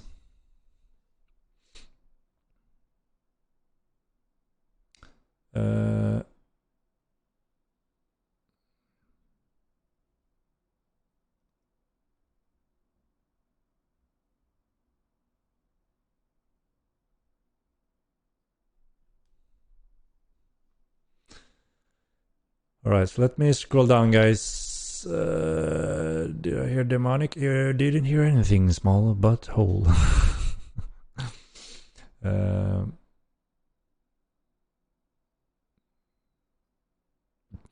they planning on balancing magic with fighters later, as these powerful magic skills bring more to the table?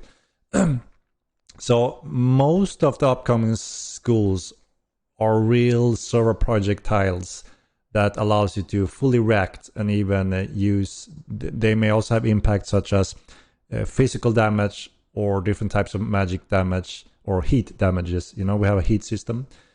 So that means you can actually counter adapt towards a lot of those.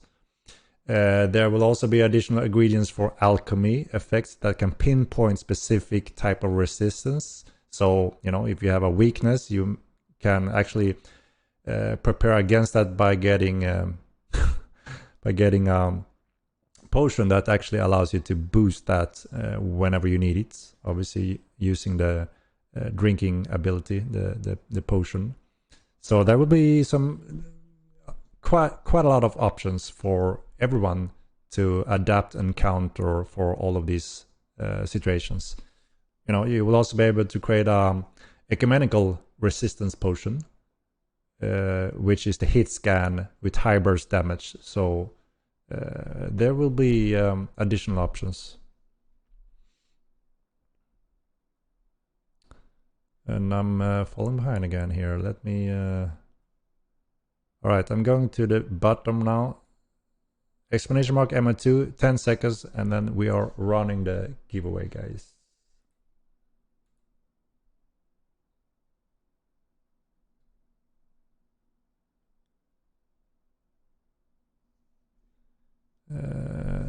Let's see where I have it here.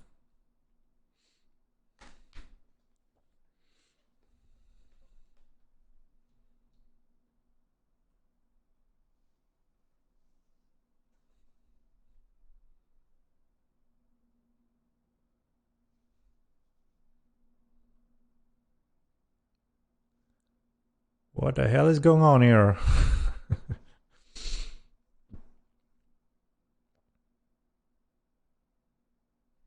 Can my boost for Psy fighters? Actually, Psy doesn't give anything interesting.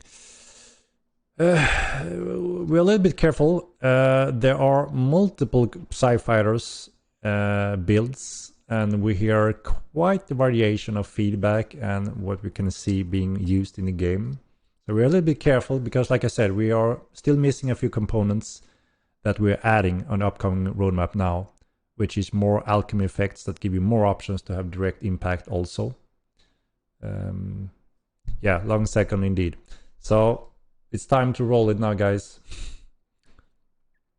Good luck, everyone, and I'm gonna roll it. Let's see, where do we have it?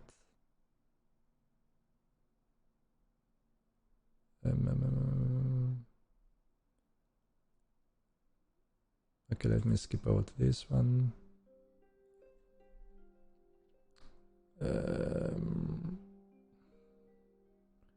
Where is it?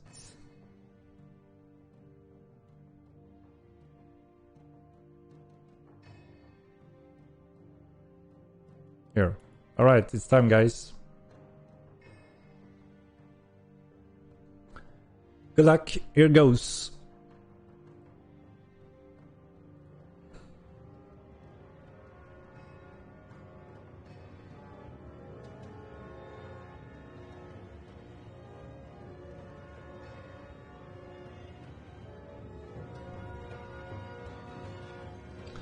And the winner of the night's giveaway is Army Dan. Congratulations. Congratulations, Army Dan. Rigged. So the usual, Army Dan, you have to send me a little private message, a whisper here on Twitch, and I will be able to give you the key.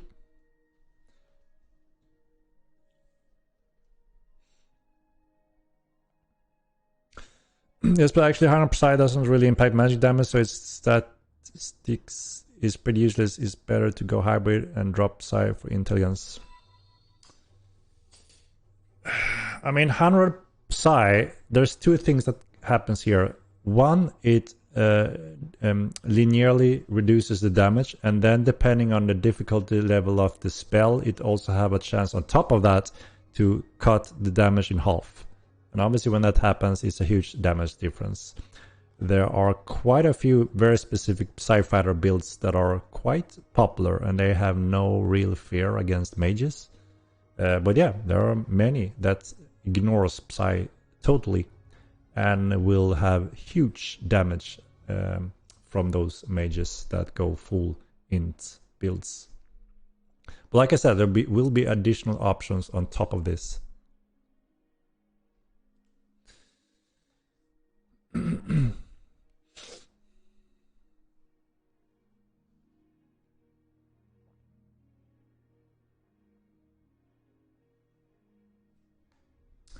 Ooh. Thank you.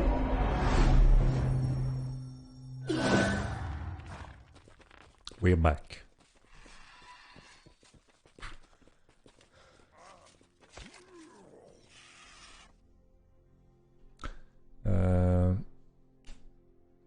Now fit as fear for mage lol. There's been a lot of complaints about those fat mages riding around and whooping footies without too much struggle if they're not in the right position or right equipped against them. But again, there's so many variations of situations that gives different opinions across the board. Completely across the board.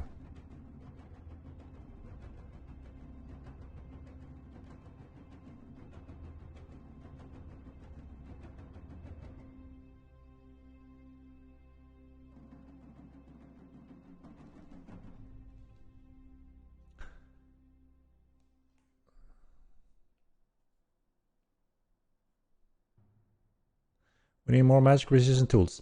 Yeah, like I said, we're getting a few options very soon. You will see it on roadmap.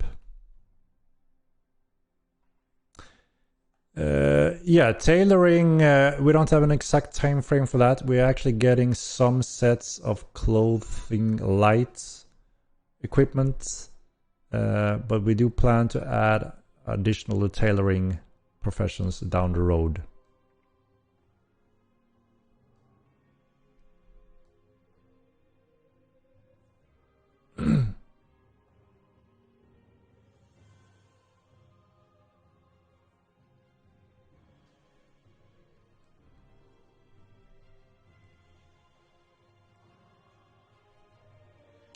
No one can kill Mountain Mage. So I've been discussing some important magic stuff with Mats, as I mentioned before. And so, as you know, armor weight materials have an impact on mages' ability to regenerate mana. And he thinks that we have missed the same function on mounts. As in, if I have heavy steel plates on my mount, that should also affect the mage sitting on top of that is connected to the mount and then the ground. Which means, if we are to follow that, that means obviously you will hindering your mana regen heavily if you're running around on a steel heavy mount gear armor on mounts. So that's quite a difference.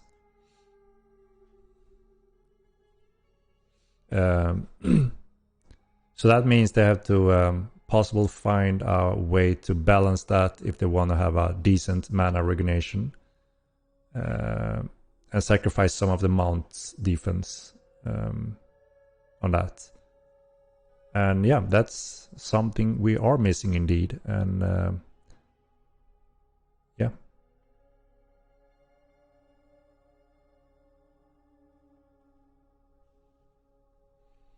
And as usual, I guess there will be mixed reaction on that, as I already sing here. Yes, please. Sounds like a nice reason for light horse armors. Yes, please. Jesus, please no.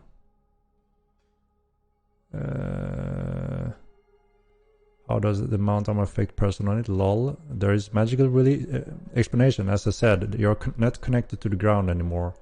Mats can obviously explain that more in detail.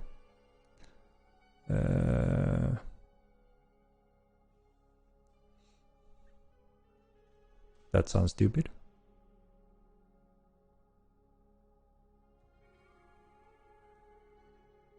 That is nonsense. Mounted archery kills mounted mage. So yeah, the usual. mixed reaction, right? Oh my god, Having to use light horse armor would probably be a smart play, to be honest. I mean, when thinking about it, when we're discussing it with Mats, you know, there's quite a lot of things that make sense for it to have a natural balance and order. You know, if you want to go that big boost burst damage as a mage, fat mage, you're running on a quick mount. If you have to sacrifice some of the mount heavy defense to still make that happen, or be obviously limited on how many spells you may cast before you need to regen up mana again. There's balance that makes sense around that. But then, of course, yeah, you know, you may want to hear his explanation lore-wise, why that is when you get impacted by sitting on a mount that has specific, that you have contact to specific armor that you're actually sitting on. There's always been a relation with armor and material to how magic works in this game, and this is part of that. And yeah, of course, there's one very important mechanic that will also be on the upcoming roadmap, which is the knockdown functions. Obviously, that is going to be very dangerous for a mounted profession if you're getting really knocked down on your stomach or back and have to get up on your feet again and then be able to give commands to your character. That's, of course, a mechanic that we're working on also. That is very important for this balance. No logic in such solution. There is some logic when you hear Matt's explanation on that. Again, this is a magical world with magic that works with different things. You know, if we want to go into the explanation of why there are effects and reaction on things and materials and weight and so on. Yeah, the dismount, the knockdown. We have dismount, but obviously it's just 1 second remount again.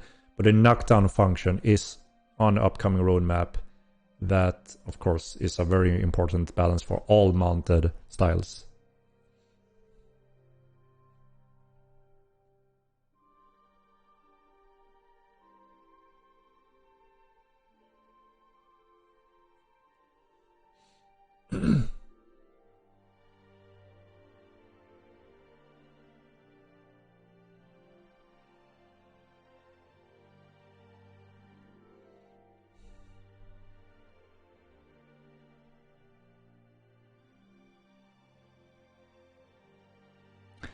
No mana regen while jumping, I guess.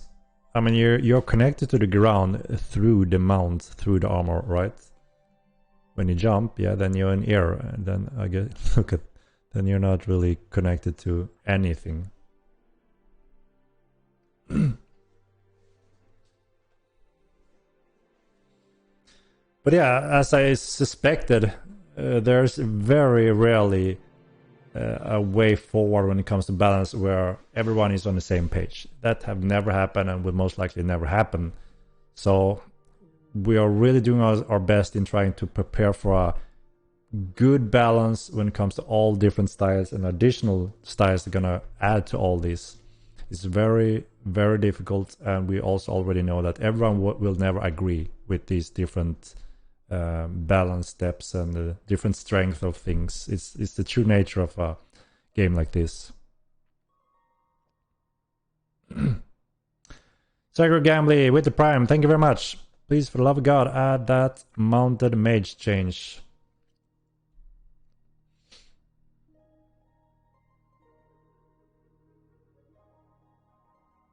Just a massive buff to mounted archery. Stop. Buff to mounted archery.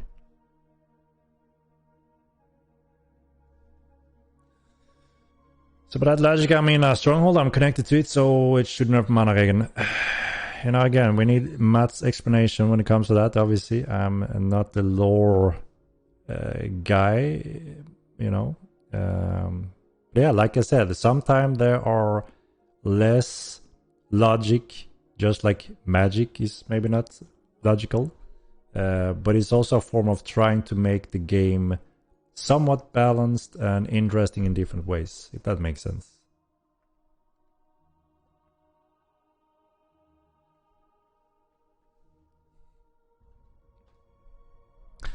Because a horse can only be healed when you aren't on it. Boom, solved. It's more fat mounted mages than simply mounted mages which are broken.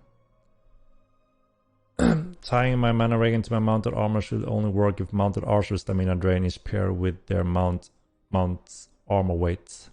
Yeah. It has some sense too. There is always a way to beat heavy armor and pure mounted archer beats mounted mages every time. Nerfing mounted mage unplayable now.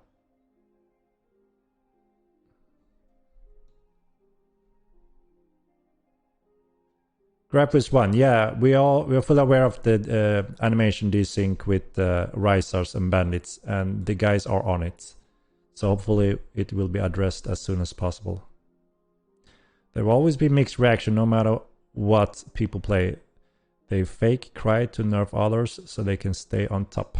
Yeah, it's part of this type of game for sure. It's there's a lot of PvP and a lot to win and lose. So naturally, we will all be very passionate about their own opinions and styles, of course. And of course, it's our responsibility to try to make sure that have a wide, broad view on top of this, and we also know what's coming next and how that will impact magic, like potions, like I just said. It's probably gonna be a huge factor when it comes to fighting mages, and that's not in the game yet. Knockdown, another one, as we all know, and we try to rely on accurate data in terms of, we see that no one is never ever using access, for instance, and obviously we know very clearly something is wrong with access. They're too crappy. We need to look into that and buff them and fix them until we see access on the battlefield.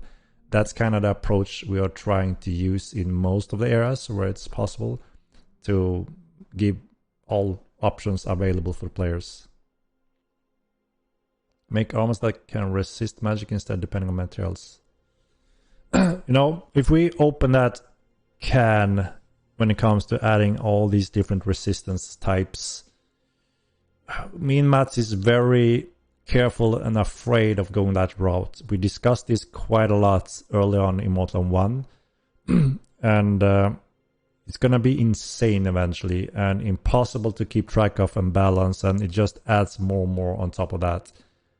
So we're not fully sure of that, but we are taking one step now with the new magic schools that connects to heat, because we already have a heat system, so that's quite easy to hook up.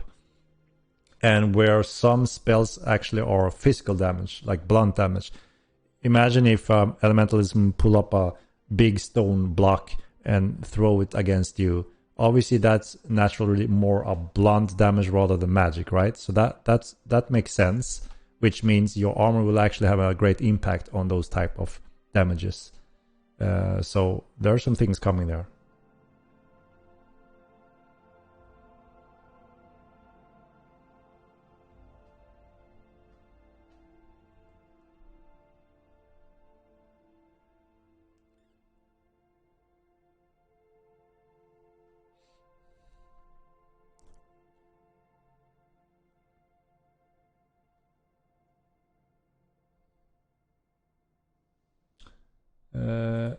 Yeah, we are actually on the last point.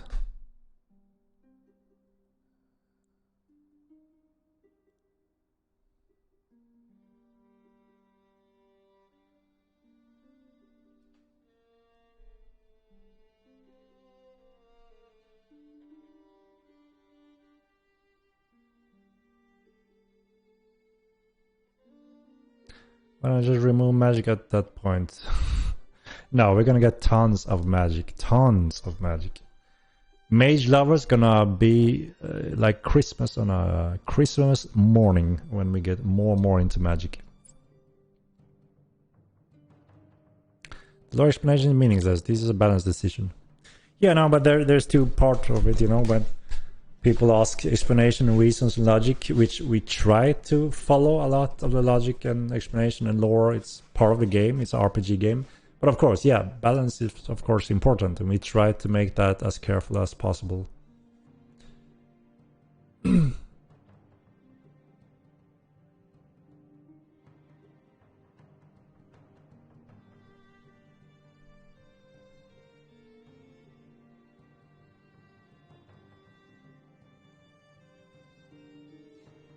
But yeah, like I said, we're careful with trying to gather information and data, and there are additional options and tools coming. Knockdown alone and potions will actually have a quite the impact on how you can adapt around those styles as well.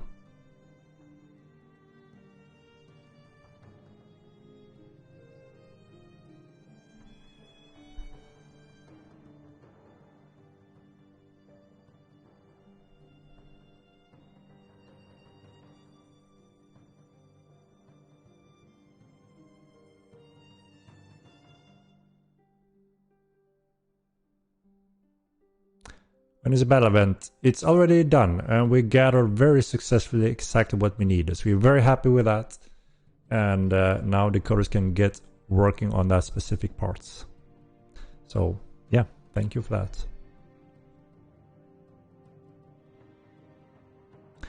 Mage become useless, I will stop playing the game.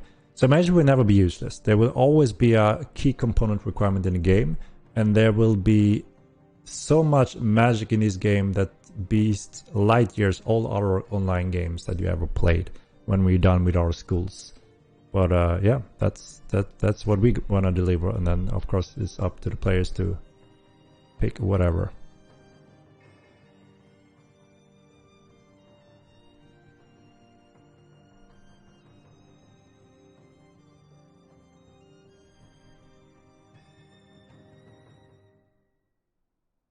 Yeah, we're fully aware of the Rise or Bandit desync animation damage, and we are working on it, and we'll fix as soon as we can.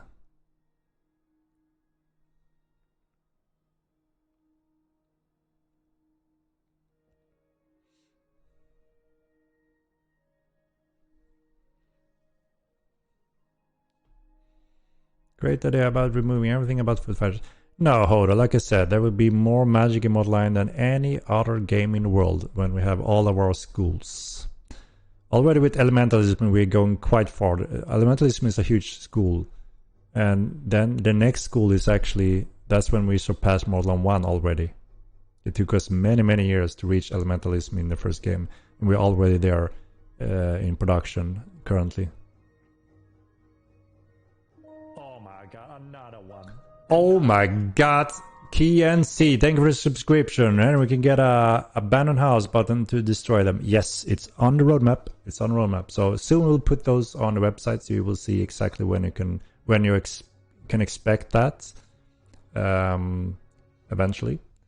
So yeah, we decided to try to add house trade and demolish, so you can move your house or trade it before TC.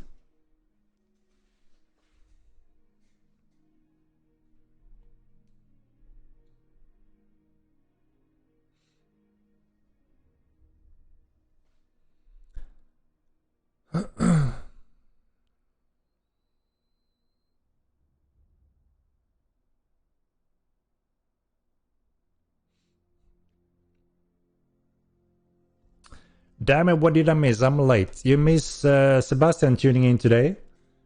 And some chaos on the server. But yeah, that's that, and the giveaway. Other than that, we are in the last part of some Q&A.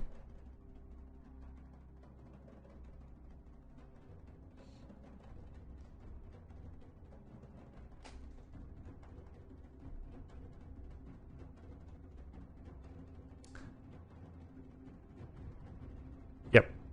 As you can see here on the topic, the ammo giveaway has already happened.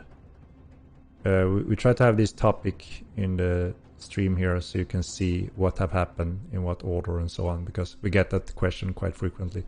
So yeah, we are in questions and answers, the last point of the tonight's stream.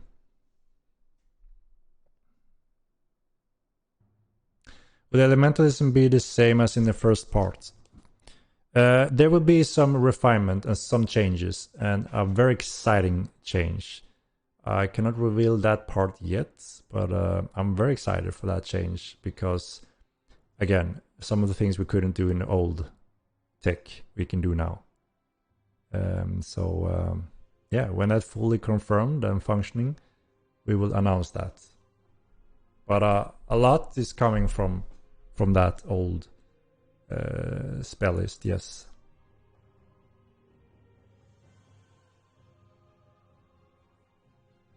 Yeah, we plan to add some quality of life like that, T-Rex, like highlighting what weapon you have equipped when entering combat mode to add quality of life, pretty much.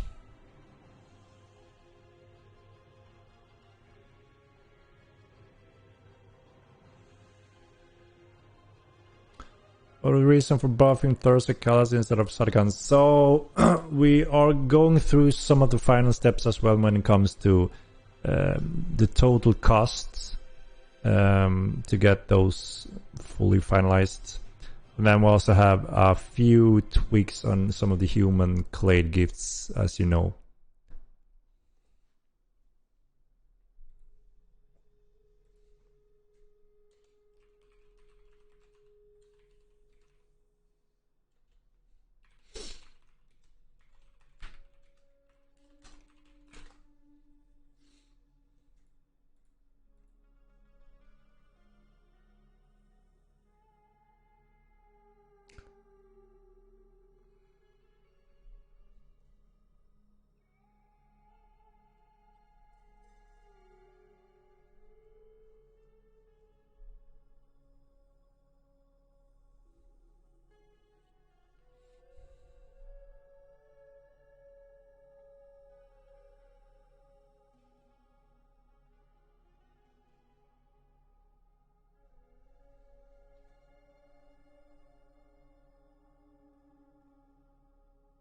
Yeah, like I said, one of the missing key component is knockdown.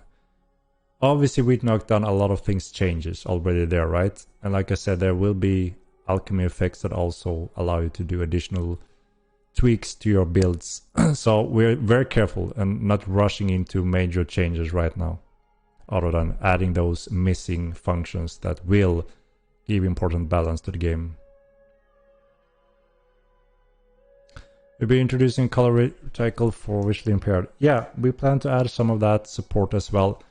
We try to cover a lot of that throughout some of the quality of life content patches we're adding also.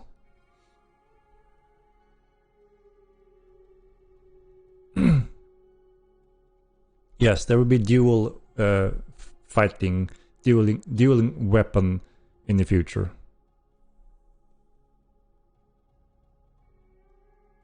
And put meaningful PvE in the game. I mean, that's, you know, PvE is the core of the game. You can't even build anything or make any money or do anything on your character without PvE. So of course PvE is a very important factor of the game. That's why we spend a lot of time in making interesting PvE encounters and functions and content, and we add more of it in every single patch.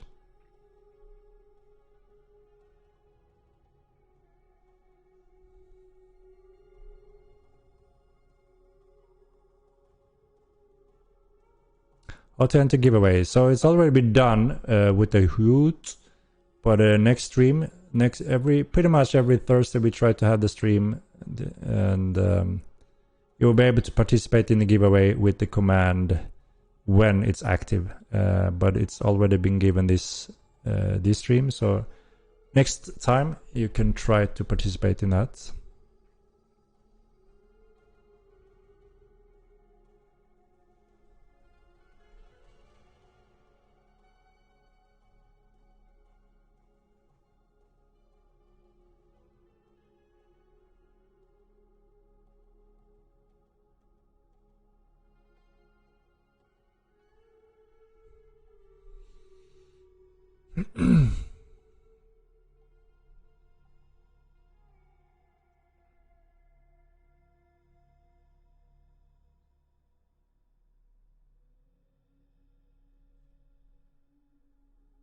The banning balance so every player isn't using two-handed swords.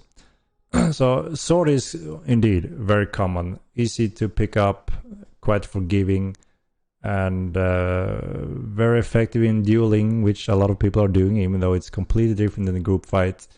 When you are in a group fight, you can be quite successful with any other weapon as well and be even more devastating, because that's when you can utilize the players not being aware of you. So in group fights, we see a hell of a lot more than just swords to be even more effective as a group. And that's where we try to first look at how does real war fights encounters happens and what are being used then. But yeah, there are for sure some room for some tweaks on some underused, underpowered weapon types in the game, which we will try to cover carefully over time as well. There will be a kick along with some of the special attack moves we're adding to every weapon category. And yeah, if you are able to be knocked down, you will be knocked down just as you can be on a mount as well. You will fall on your butt or your stomach or back and have to stand up again. So obviously that's a very devastating state to be in, as you can't protect yourself when you are laying down for that brief moment. And depending on your gear, you will be on your feet again faster or slower.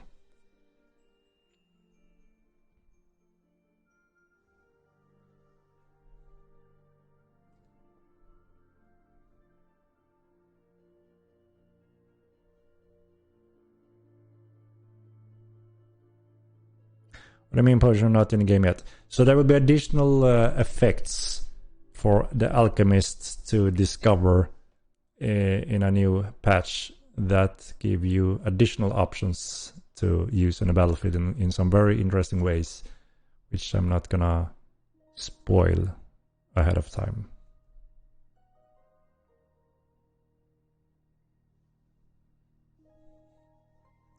The pole sword buff was pretty underwhelming. Is there any plan to follow up on pole sword? Yeah, like I said, so we don't want to go from underpower to overpower. That wouldn't be an improvement, right? So we have already taken 2 steps. 2 patches have buffed the pole swords, and we have seen more people try them out and use them. Actually, we're not fully done to see if that's the that we're happy with that for now. So we are following up between things where we have time between, like the high prioritized things we're working on currently. Balancing is a never-ending topic, and it can never be perfected and finished. So it's something we simply have to be passionate or patient about, and also that we can't just nerf things up and down to the ground and change meta and styles all the time, because it won't give us a better game. We learn a lot from that in the first game. So now we're much more careful doing it in small nudges, and also we're trying to pinpoint what's worst and never used, because again, obviously we want to make use of the things that we have spent days and weeks on creating content and codes to support it, and if no one are using that, we have failed. So that's where we are focusing first, to try to make use that there are all the options we present to the players should be viable in different situations. At least that's when we are at the first step happy. Any news for us shareholders? Yeah, we've been quite for a while now, working extremely hard on some very important polishing and bug fixing phases. We are slowly now getting ready to present the upcoming roadmap that still has some polish and quality of life focus, but we're also slowly moving into features and content in a greater picture, moving towards to the epic game release. It's always a challenge, because obviously we don't want to set a date and then disappoint both players and shareholders. So we're very careful about how we try to communicate. And obviously, if we don't have any valid new update or big change.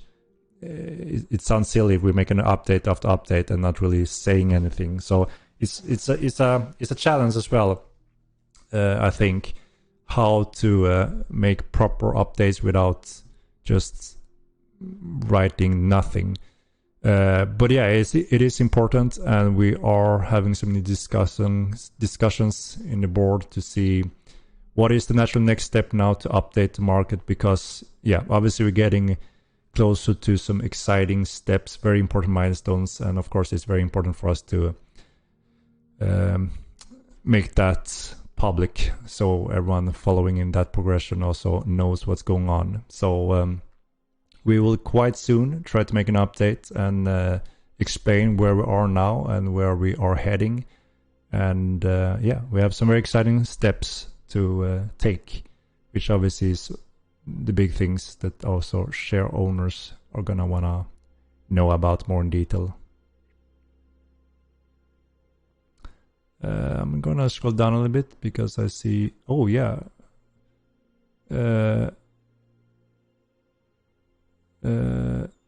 falling behind here.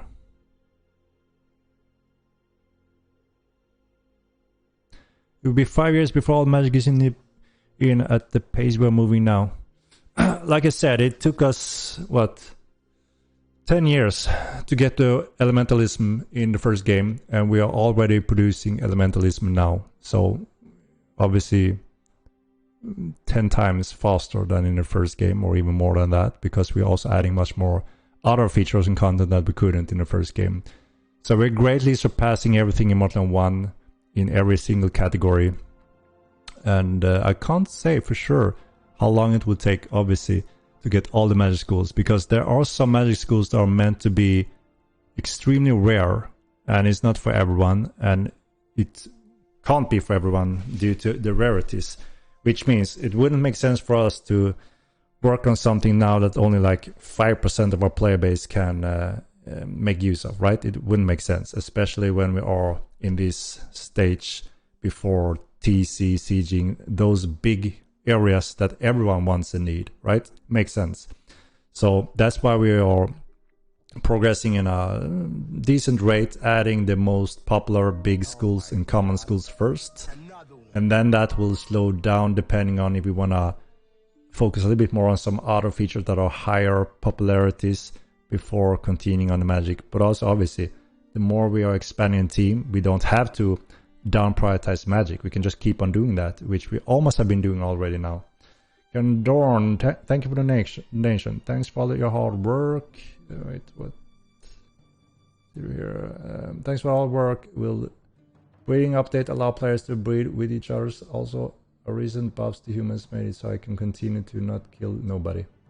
Keep up the good work. No, characters don't breed. You breed the animals and pets, mounts.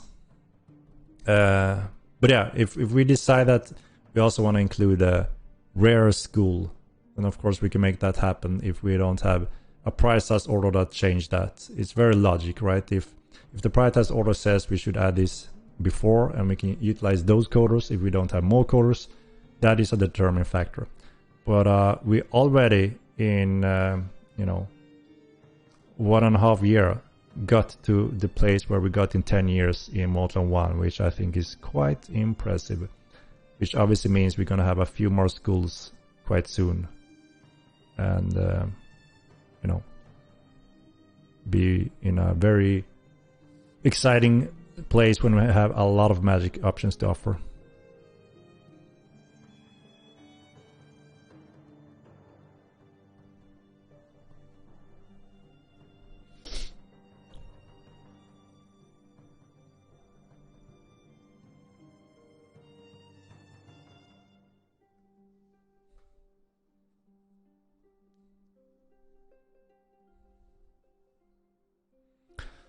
So I only played Ultima Line before, up to Trammel mostly, which is also the core of Mortal Online when it went Trammel.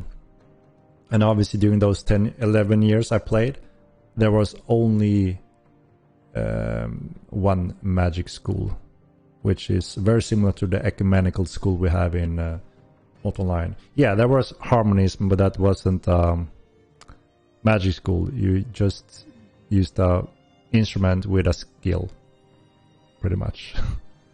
But chivalry, mysticism, necromancy, bushido, spell weaving, that wasn't a thing. After those 11 years I played, only majory. And we're gonna have 10 times more than that list that you wrote, the Weaving in the Dark. Like I said, we have 13 schools, I think, in total. And we already have ecumenical, spiritism, necromancy, and next is elementalism. So then we already have 4 and will be surpassing more than one's school. And elementalism is a huge school. So it won't be long until we have the most schools and spells in any MMO I know of. I could be wrong, of course, but that I know.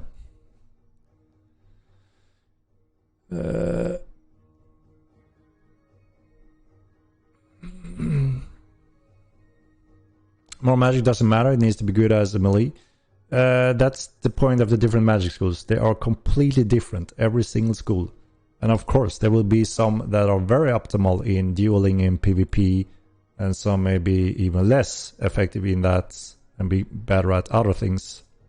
So again, with every single school, there will be additional options in very different ways.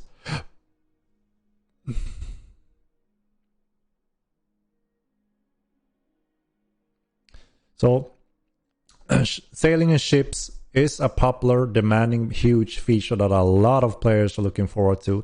We have a huge player base in Sea of Thieves that are following our game, and they're very passionate, excited about this game, but they are most passionate when it comes to being a pirate, sailing the seas and doing that kind of features. And they will be heading over to Motline, obviously, as soon as we hit that patch. So obviously we know there's a huge interest and demand on it, and the game will grow a lot when we add that feature. But we need to get a lot of the core functions on the mainland's features in a place first. And when that's done, that's when we can start dedicating more resources towards sailing and ships. So it will happen sometime after the Epic Game release. We will make a new roadmap after Epic Game release, and sailing will be on that roadmap. Somewhere. Elementalism was pretty neat in Modern 1. I hope the summer come back, but with a little more use than before. Exactly. It was really cool in Modern 1. A lot of people loved that school. It was a huge school. And trust me, it's gonna look more badass and be even more interesting. The summer part is where we want to add a little twist. Because if not, it's just gonna be the same thing as Necromancy, Summons, Domination, and having the different pets. We have a very cool idea that we wanna do this time around. We just need to confirm a few things to see if it's fully possible, and if it is, then that's going to be an interesting twist for the elementalists when it comes to summons.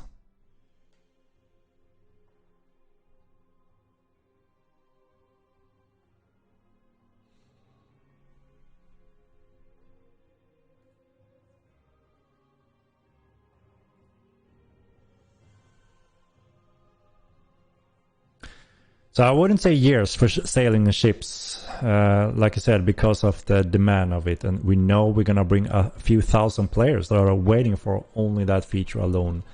So obviously that, like I said, as long as we have, added those features that we're focusing now up till pretty much Epic Game release, then we have fulfilled that whole vision to get the core in place and all the most desired feature that everyone have been asking for. But after that, we want to bump ships and sailings, because we have a unique way of making our craftable ships and how to use the ships and sail with them. And of course, then later on, we're going to also have a whole continent on the water, which is also going to be a requirement to have ships by then. And plans are that we're going to keep expanding the team and commit to more of those features over time. So it's going to be exciting to see where we stand and where we are able to put sailing after sometime after the Epic release.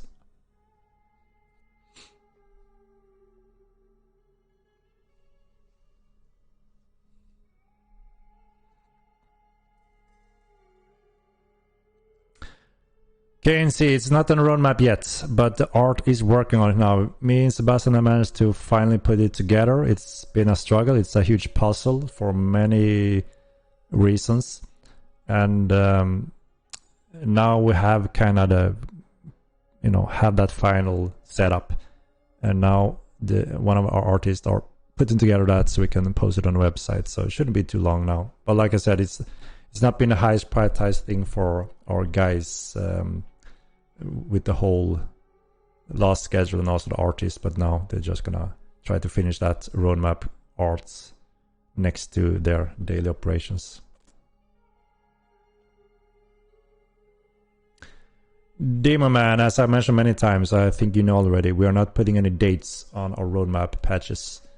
You will see in what order they are expected, which means you will know what to expect in the next patch and in the next one and the next one.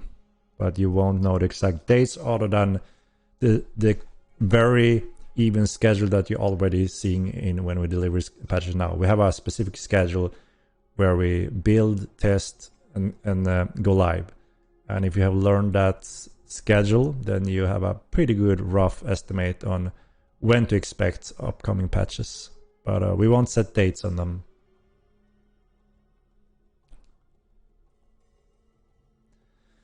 When we'll be getting dragons and the ability to ride them, I think that would be so cool. That is indeed cool. It won't be a common daily thing. Players won't be flying around on flying mounts as a common thing. There will be special cases with flying mounts, extremely special cases, and yes, there will be dragons, obviously, and other ancient creatures, titans, as we call them. And yeah, you will see when some of that may be... we are struggling with a few things to put on the roadmap or not, which we haven't fully decided yet, but and for some reason we want to keep some things as a hidden secret thing for the player to discover and do, but of course we will announce major features that so you know where you can be heading,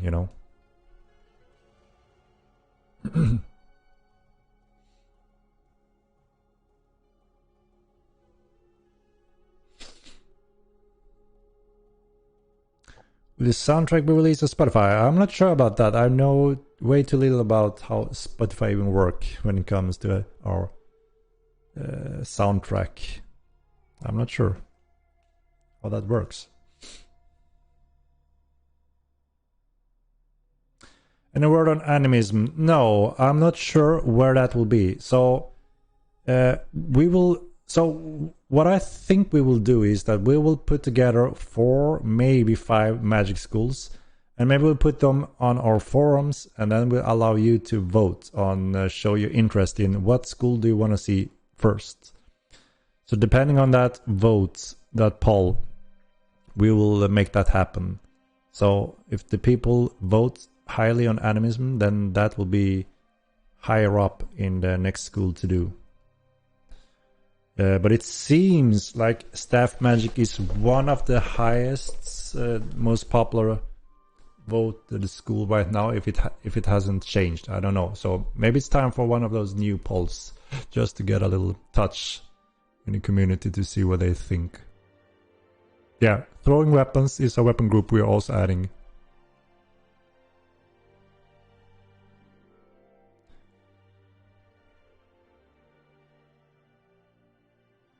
Ever thought about putting a crazy boss that looked like Elden Ring?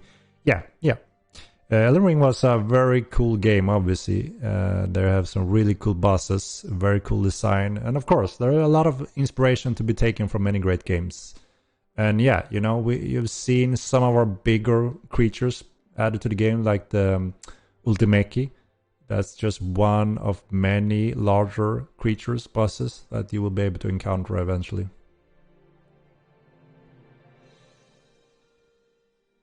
Or is there no music for Moto 1? The whole Moto 1 soundtrack is in Moto 9 too. Just that I think that we saved the Tindrim theme with the vocals for when we were going live. So we used the non-vocal for now, and we still haven't made that change, but we will add that one as well soon, I guess.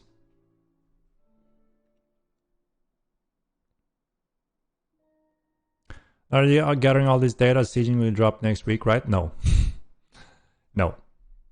We are still building a lot of these huge systems. Sieging may sound as a small thing, I don't know, but it's a huge system, and TC as well. Obviously, to make use of lands and make it interesting for fight and build for it, we need a proper TC system, and then we need a proper sieging system. And we know that what worked good and didn't work as good in the first game, and obviously that's the time we're also taking to redesign a lot of things and add functions to make it better and more interesting.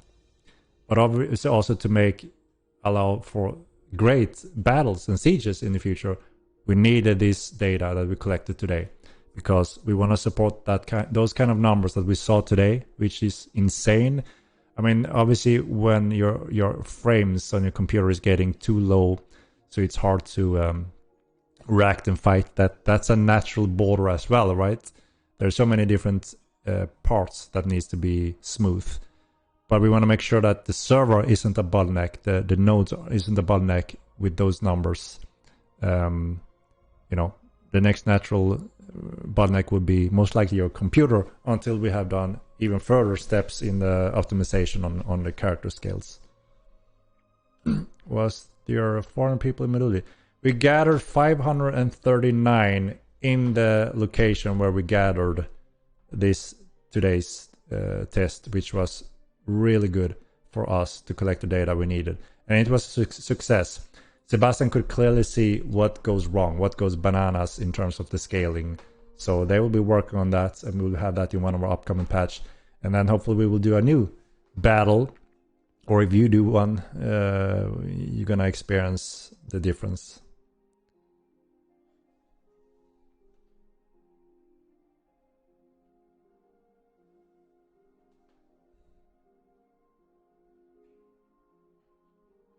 I'm gonna play us with all around the world, play Mortal 9. I mean, we have, how many do we have now? We have a great amount of players that have bought the game, played the game. A lot of those were burnt in the release phase, which is obviously very sad, which many of them stopped playing, many of them are waiting for the next phase. But we have surpassed 150,000 game copies, which is a good amount. That's a good player base already. Obviously all of those doesn't play non-stop, and obviously there may be some of those that doesn't enjoy the game simply as that. And like I said, there's a big portion that are waiting for TC and sieging. They just want to play when that content goes into the game. That's something that they are playing these types of game for. So we actually have a few thousand of players that are just waiting on that patch.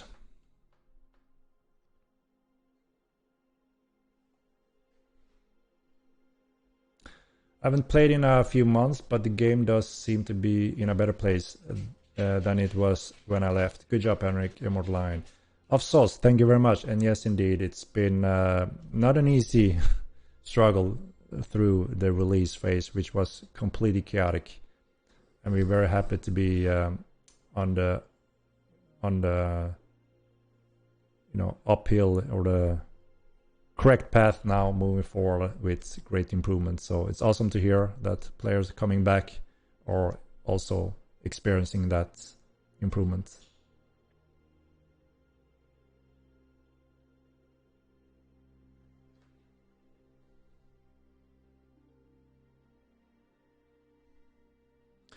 What is a milestone for start of subscription? So we put up the biggest next milestone for us is the Epic Game release. So that's when we try to get everything in place that every player wanted or wished for it to be like a final release. I can't say that the game will be finished because it will never be finished. That's the one of the confusion with a game like this. Model 9 will never be finished because of the nature how it can always keep evolving. That's also what we make use of the money that obviously we get from all the players goes back to further development of the game. But obviously we want to make sure that those big features that everyone have been wanting to be in a place for a release, and obviously the stability that we failed on needs to be in place.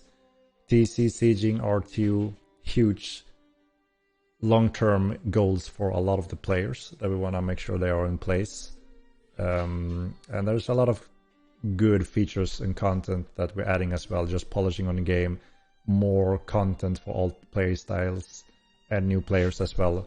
So the new player experience is highly polished to offer a new player a much greater chance to becoming a real player. And that's going to benefit all of us that care about this game, because we all want a healthy growing population, right? So obviously that biggest milestone right now on the upcoming roadmap is the Epic release with all of these pieces in place, including Unreal 5. So that's when we also plan to start subscription, so we can keep on expanding and improving the game.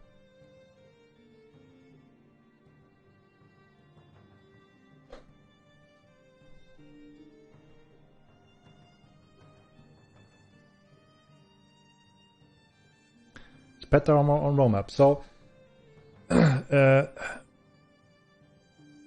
let me see if we change that actually. So we, as I mentioned before, we have a few bottlenecks when it comes to animation and content like that. So we have a list of that we will add and reach to, but it also depends a bit on how we move forward with some of the animators that we are in contact with. So with that said, there will be something for sure on the roadmap when it comes to this, but depending on more of the resources we are able to utilize on that area, we will be able to add more than we have on the roadmap right now. So that will be like a pleasant surprise, hopefully. That's why we may not include it initially, as we don't want to disappoint if it doesn't work as planned.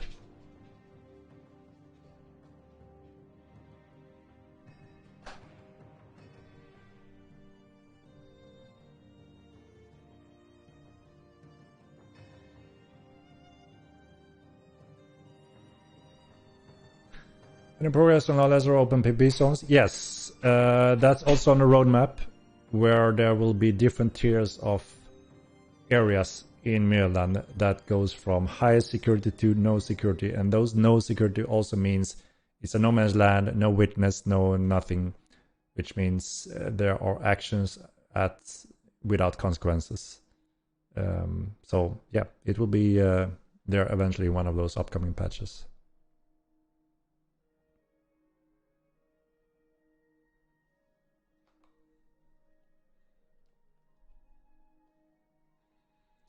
Am I an idiot? I should stop listening to foot fighters. No, I think you need to breathe, because what have I said today that means I'm listening to footies and doing changes based on footies? I think you are misinformed, or was I unclear? What is that statement for? Because I haven't even said anything that means we are changing or adding anything that a foot fighter is requesting in this stream today. So breathe and rethink. Will there be a regional based price? Yes. Pet armor roadmap. As I mentioned, Dima Man, you heard that response, right? I think I'm falling behind, so you had to ask before I responded, I think.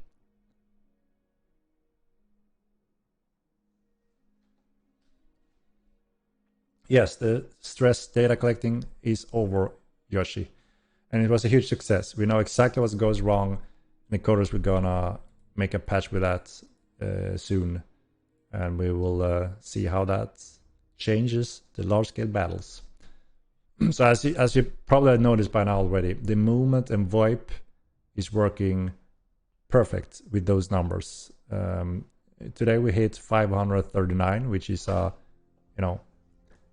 being able to support a 500 battle, that is amazing for an MMO game. And that means we are very happy with that, obviously. Because at those numbers, your frames on your client are not going to be solid anyway. Right? So that's going to be a natural bottleneck.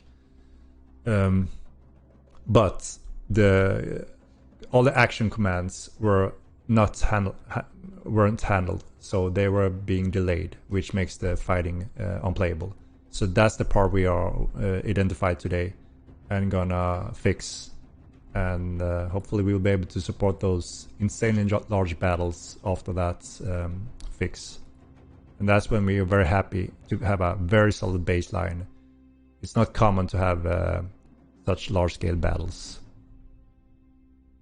And I've never seen it in another MMO game other than EVE Online, I think, which is a very different case when it comes to performance. Instanced space, pixel position, automated attacking. I mean, it's like comparing a car with a ball, if you know what I mean.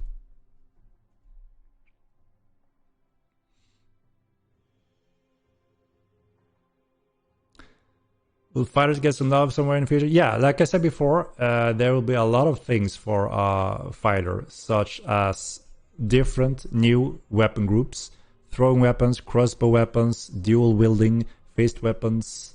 Was there more? Assassination skills and special abilities for every single weapon group. So there will be a ton of options down the road for sure. And more weapons in every single group. We only have a few handle types and head types so far, right, in every group. We're going to add more of those as well. So there's going to be a shit ton to choose from.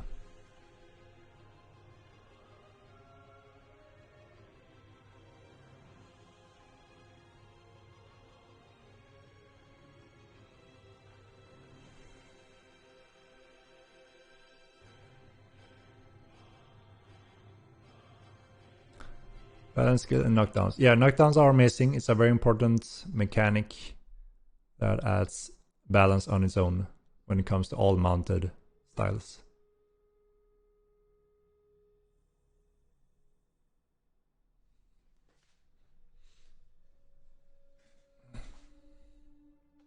Crack cop, yes.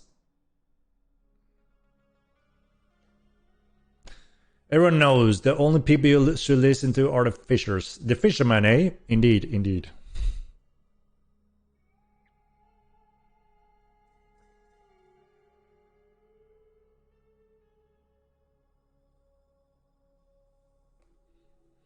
And using getting rid of a spin to win. So there's a few mechanics that we have talked about a little bit that I think will change that dueling meta quite a bit. Like all of you guys know, you only spin to win in duels because there isn't enough skilling roof limits options to end the fight when you are on a higher skill level. We all know that. But it's a completely different case when you're out in the world fighting. You will even doing yourself a bad favor if you start spinning when you have random people around you. That's very bad. So, and that's also where the game shines. A group fight is the most fun and it's the most balanced, and that's also where we want it to work the best. But sure, of course, we want to make sure that dueling also is fun and great and balanced, but it's a challenge in a completely different way due to the nature of that. But yes, with some tweaks and changes that we are looking into, see if it's going to work, and also additional abilities and moves and actions that could make it less important to spin this guy's swings. So we remain hopeful for sure. We just don't want to rush that and spend too much time there now when we actually needs to add the bigger parts into the game that everyone needs and benefit from. The horse armor mana Reagan change you said will just lead to everyone playing Shiva or Vila Dagger Mages. You will kill one already barely played class GG. But okay, then maybe I was very unclear. I didn't say that we're adding it. I said that me and Mats had a discussion regarding mages in general when we were talking about the magic schools. And we have one component that we had plans for, possibly be in the game, which is the effect of a mage when it's contact with the different armor types due to some balance. That doesn't mean that we're gonna add it now and change it. I have an open discussion with the community, which I very much enjoy. And it's also a good opportunity to see what does the different player styles react towards that. If everyone says, hell yeah, that's the best thing ever, and no one think that's bad, then, you know, maybe that's a very easy path to move forward with. But that's never been the case, and most likely will never be the case. That's what I said also. And this chat here showed that exactly, right? So that's also why I said we're very careful about, we don't want to rush and jump into major balancing left and right, back and forth because of this nature. We try to identify where it's very apparent and clear, and the data speaks for itself in the game as well. That's where we also buff things that are never used and so on. So like I said, we're very careful when it comes to all balancing. We don't want people to feel, all right, you just ruined my build. You wasted all my commitment on my character, and now I need to re-roll and build something else. That shouldn't be the case every few months, because it's not that type of game. This image will be good when they are already good and are completely key requirement for the game. Completely key requirement for all type of progression in game. But they will also have tons of more options along with every single magic school. Does that make sense?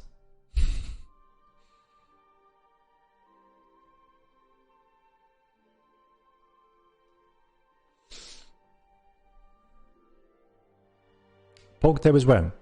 I'm not sure when. We're adding Blackjack first. That's our first simple table game that we're gonna introduce along with the Epic Game release. And then after that we will see where we can possibly have other types of table games.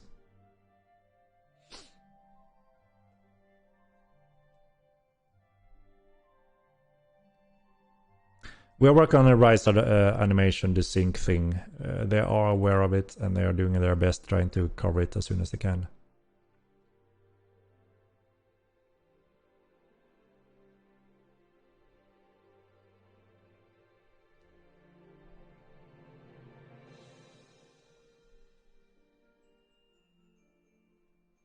Does Steam plan to work with the original MO1 music composer for new music soundtrack?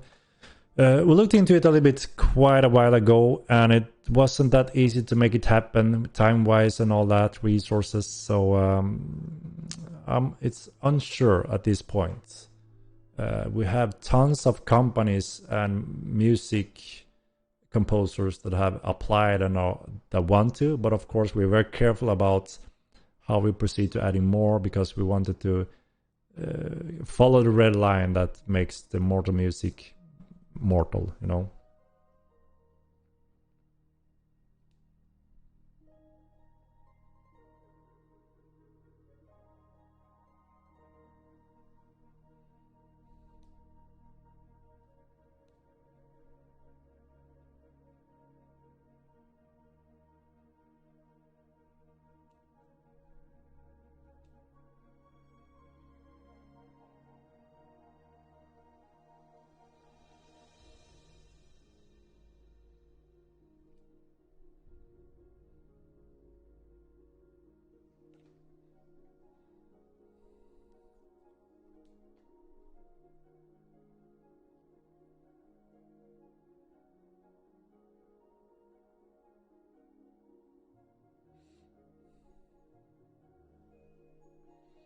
Warm Online has similar size, but I played Mortal Online when it was new, and I never saw a battle around 500 players. There were more like 20, 40 at the top, but of course I may have missed many of the bigger ones, but 500, it looked like a ant show. And those games didn't run well either with that many players on the screen. There are few MMOs that runs well with over 150 players on the screen. Most computer cries at that point. And even though we have one of the most beautiful and most detailed character in any game currently, we have amazing performance, I have to say. Credits to the team with those numbers that we managed to pull. So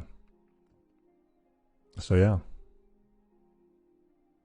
Like I said, very important we solve the node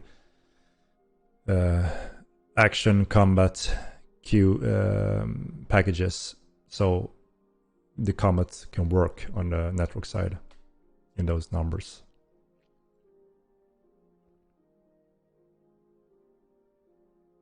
Allowing to pet require more than just pressing one button combat with Beast Mastery, and you will see it on roadmap as soon as we post it that it's quite close actually.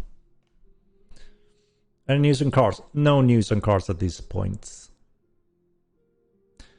Last few polish patches have been amazing, specifically the domination fix. How many more polish patches can we expect before new content is considered?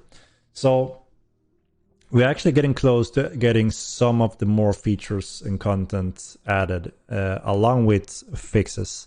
So some of the developers will continue working on finalizing some of the new important features that we need also in place. So you will see a mix. This next patch is again a lot of polish and fixes along with some points of interest and another little thing you're gonna see soon, quite cool thing. And then of course we have the more incur sewers after a while as well. That's gonna be a very cool new designed sewer system, which is gonna be really awesome.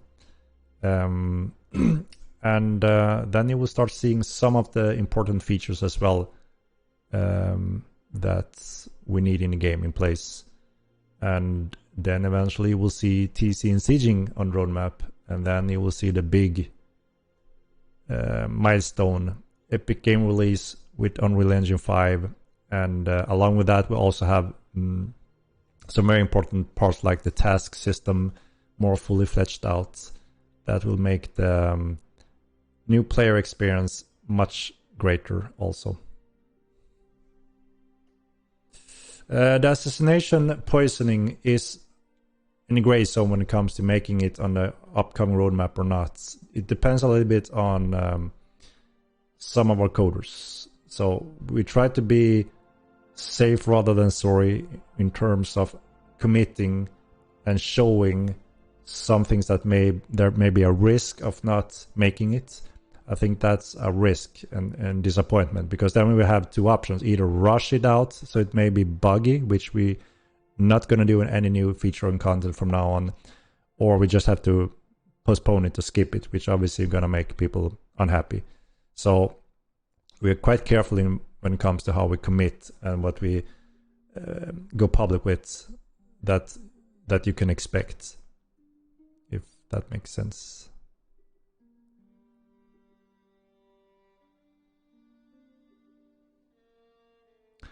Rough Ada next update. We're getting closer to the next patch. Getting closer.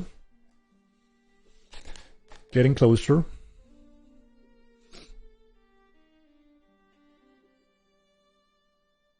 I don't care for new weapons. I just want to see the basic mechanics all added to the game first. Get the balance, get working, horse trample, mounted combat, etc.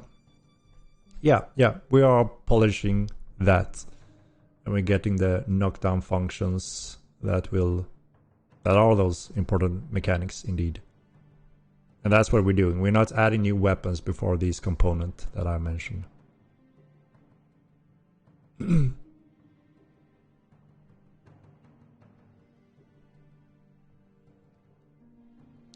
There's a lot of CC spells in a lot of absolutely theme park games, but there's a huge difference if you add powerful CC spells in a game like Mortal Online, where we have full loot, full PvP.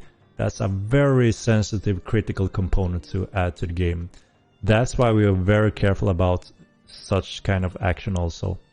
There will be some effects when it comes to this. I mean, you already had, for instance, there was this huge ice dome that you could summon as elementalism that pretty much put you in jail. I mean, that's a strong one for sure. So there are some things coming already, starting with elementalism, which is the next school, and there will be some other options also that does some of that.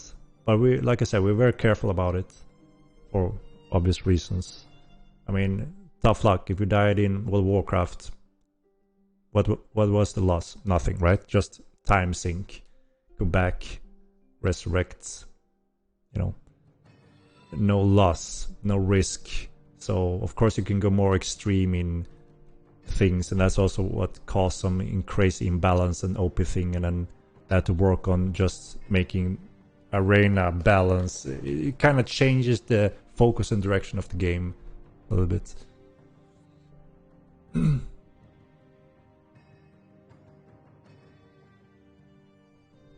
There will be additional light sources with elementalism as well. And yeah, we do eventually plan to give more options to when it comes to attaching torches to a belt or a lantern, and eventually even wagons and mounts, yes. But we're starting with elementalism. That's going to give you a very nifty little addition when it comes to light sources.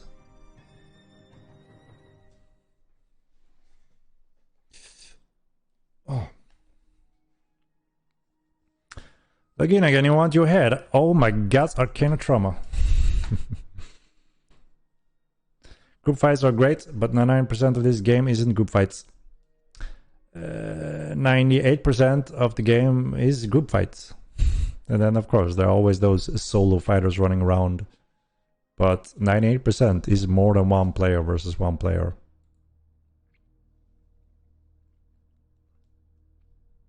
And of course, that will be even more so when group starts to protect their lands, TC and such. Then it will be much more heavier, I would say, on important group teamwork.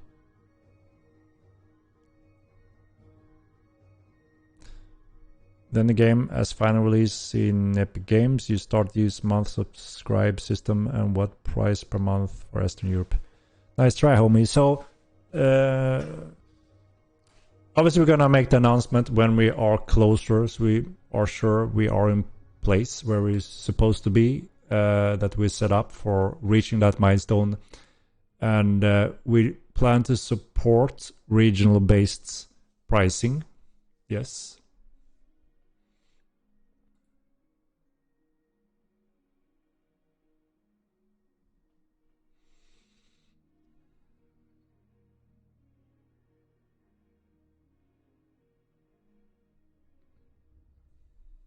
Also, I put a campfire down in cave and it did not illuminate the area at all. They have a light source, so they should, but depending on the dungeon cave, there may be a very strong post-process that kind of kills the lights, which gonna change completely with Unreal 5 lighting system. So we're not spending too much time in elaborating with the lighting right now, because it all gonna change. We're just throwing that all out the window with Unreal 5. So we're actually sitting now in Unreal 5 and working with the new lighting system, and holy shit, it looks amazing. So yeah, it's gonna change as well.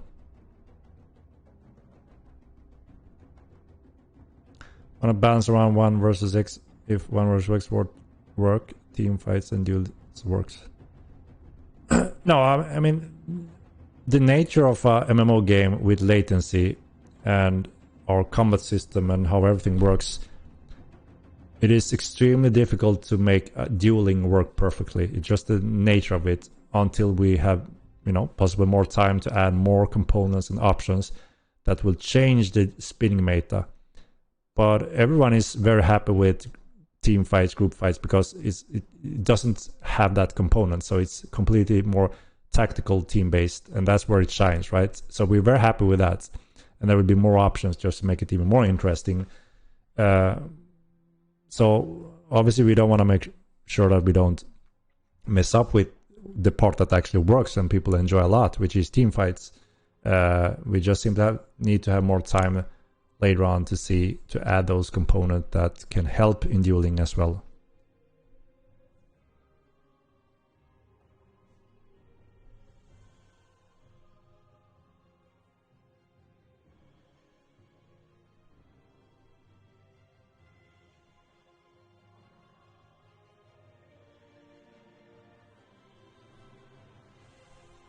Can we have a shield slam added?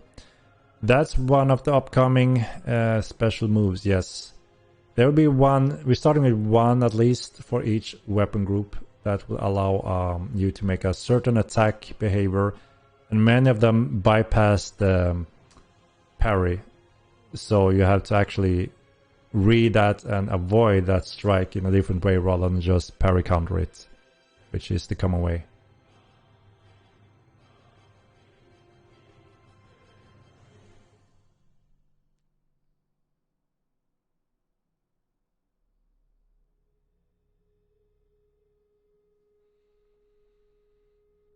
I'm getting wrecked by thirsters all day. Big beefy cheesy half orcs slaying my family.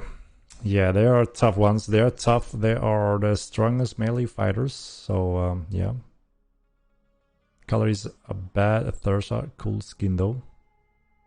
The colored thirster are the biggest, strongest melee fighters for raw, strength, bonus, etc.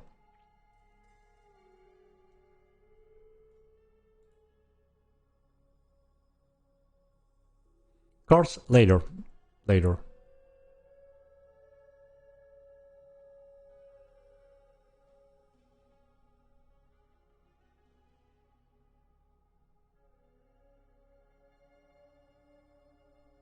We're going to be able to bet during these table games? Yes, for sure. They're going to be connected to...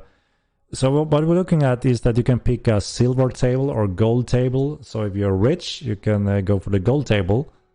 If you're not as rich, you can go for the silver table. And you can play for your coins.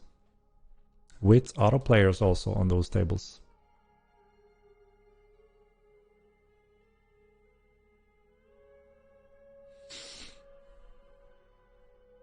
Tony Peaches, you will see it on the upcoming roadmap. We'll try to publish that quite soon.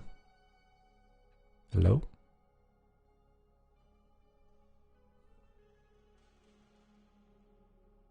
Henrik hates mages. No, most people actually know that I'm a huge mage fan, and that's why we are committing so much Magic Immortal Online, more than any other MMO, when we are close to halfway even. I'm very excited for some of the especially new Magic schools that we never reached in the first game, but Elementalism is going to be a huge addition as well, and greatly refined from the first game, and it was an awesome school in the first game.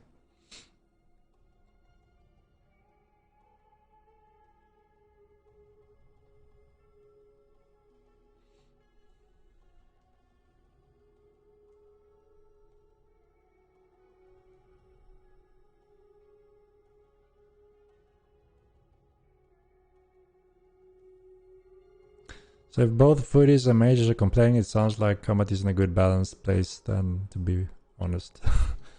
I mean, it's interesting. Usually when we see everyone almost 50-50 is complaining and the same thing happen, we saw a change during the Clade balance where it went a little bit, you know, all over the place, and then slowly everyone was saying, no, Alvarin is OP, no, Augment is the OP, no, obviously the humans OP, they can do everything, oh, no, the Thirst is OP. When I started to see arguing and debate where no one agreed, that's also when we saw the data aligning to that yeah, we're in a good position balance-wise. Everyone is picking their different clades and are happy with that. And even though how much they fight against each other, arguing for what's best, the data told us pretty clearly also that we're on a pretty good spot balance-wise. There are no underused, underperformed clades, and that's what's important. And we've seen similar things with the weapon groups. They have changed a little bit over the months. Saw a little change as well over the month with clades. But that means we can't just panic and start changing things because of what players are adapting to or finding new ways or new favorites. And yeah, that goes for pretty much everything when it comes to balance and styles.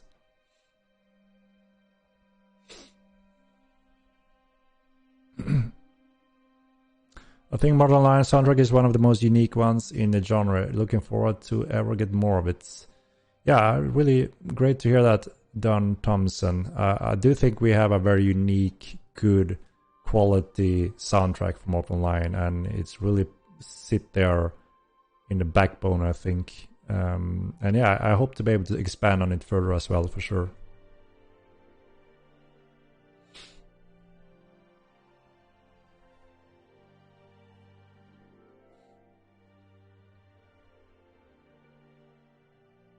About spec casting while running on ecumenical spell. No, it's not planned for ecumenical spells. You need to stand still, and you have the option to have a very high burst of damage if you go full ecumenical, maximizing damage. And it's also a hit scan, so you only have to do the hit scan correct, and then you perform a really awesome damage. The other skills will be prioritized that you shoot out, which means it's gonna be a completely different challenge when it comes to how you hit a target. So therefore those stats will also vary differently, and the rules be different based on those rules. So every school will be unique and different. Ecumenical will has its important role. Ecumenical as it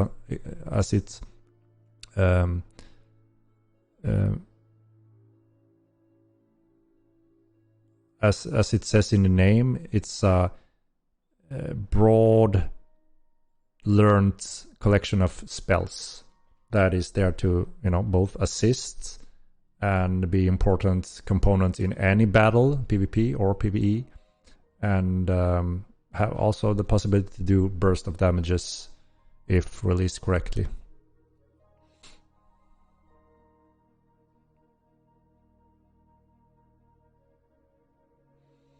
There was one massive fight in Modern 1, I remember that was actually massive with maybe 200 players. It was horrendous performance, log the sync fest. There's a video of it on YouTube.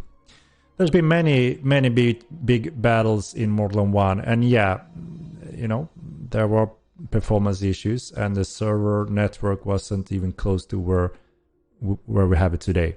So for sure, we are light years ahead already. And with the data we collected today, I'm quite certain that when the coders are done with that improvement, we're gonna be in a sweet spot and be on the top tier with those highest numbers in the world without a doubt. I strongly believe that.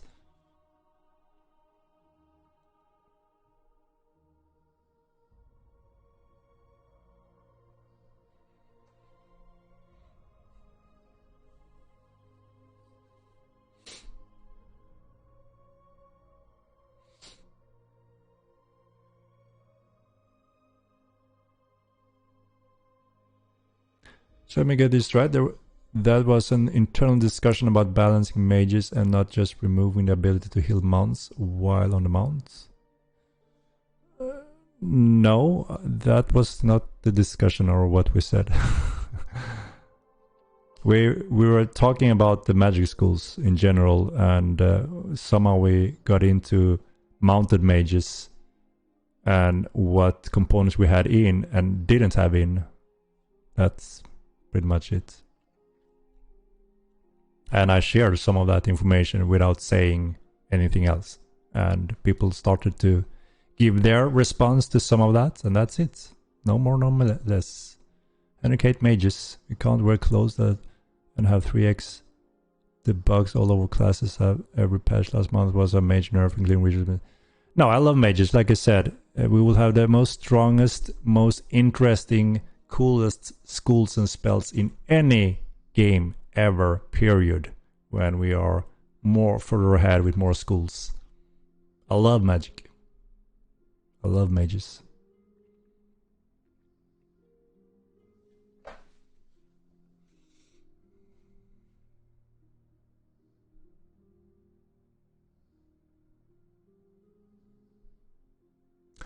But the points of tattoos and haircuts if we wear armor all the time. Thanks, your game is amazing. So obviously if we wear armor all the time, then yes, that's true. You won't see the tattoos or hair or stuff like that. But the thing is that there's this RP elements of the game that are gonna be, we're gonna promote taverns a lot.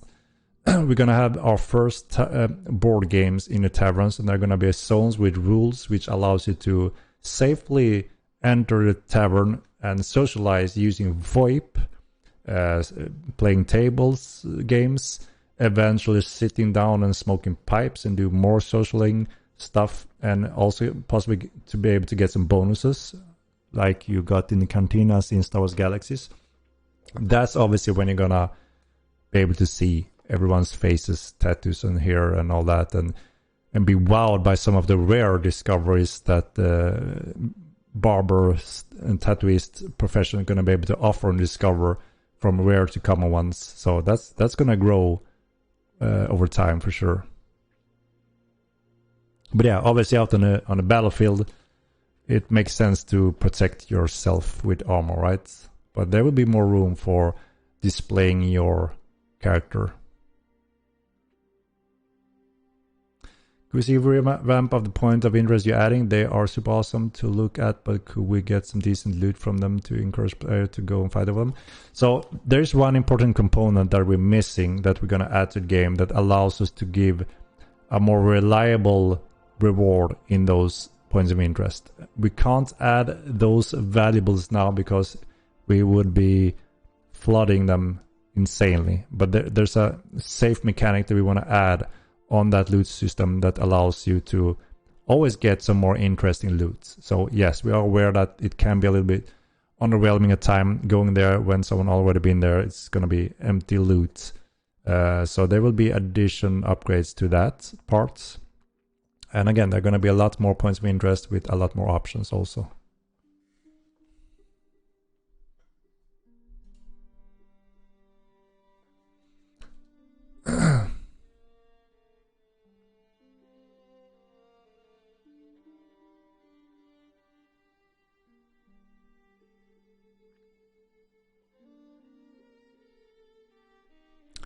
We're going through some house quality of life currently, so you will see stuff like that in upcoming patch.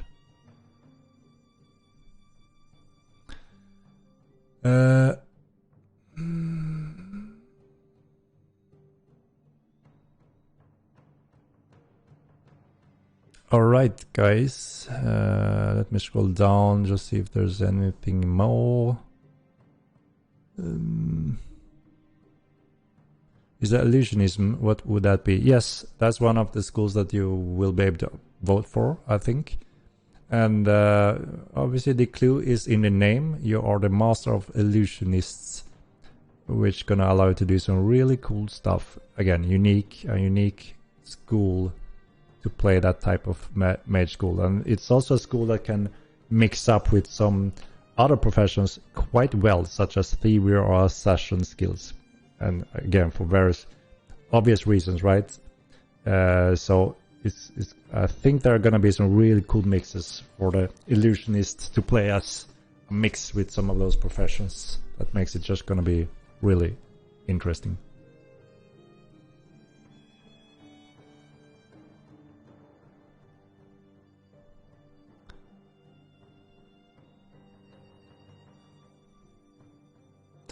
No one has ever said shotguns are overpowered. No, I don't believe so.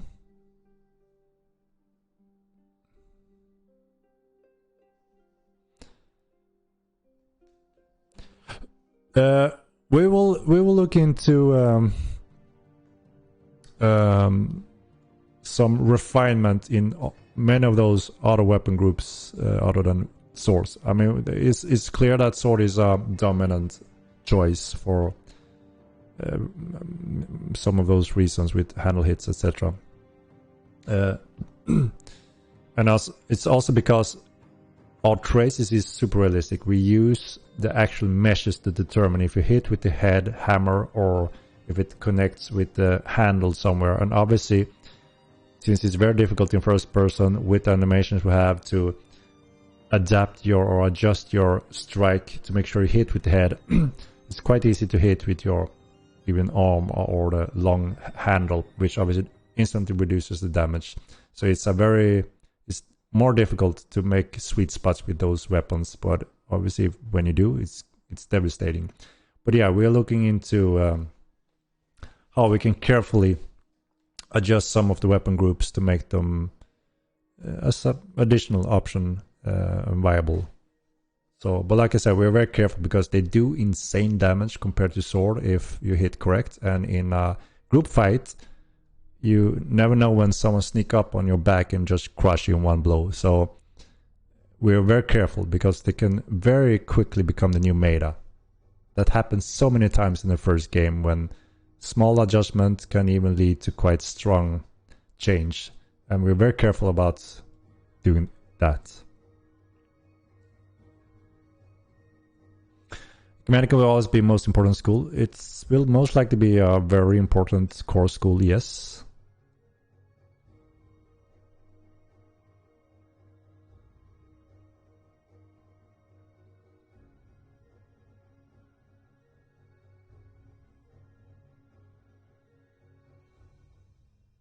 I wish I had more reason to get my mage friends back in the game.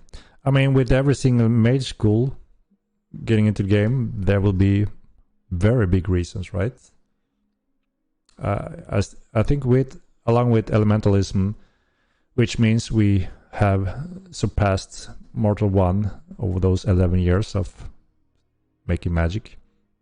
We're already surpassing that, and elementalism is a huge school, offers a lot of good stuff, and then we will continue on the next school.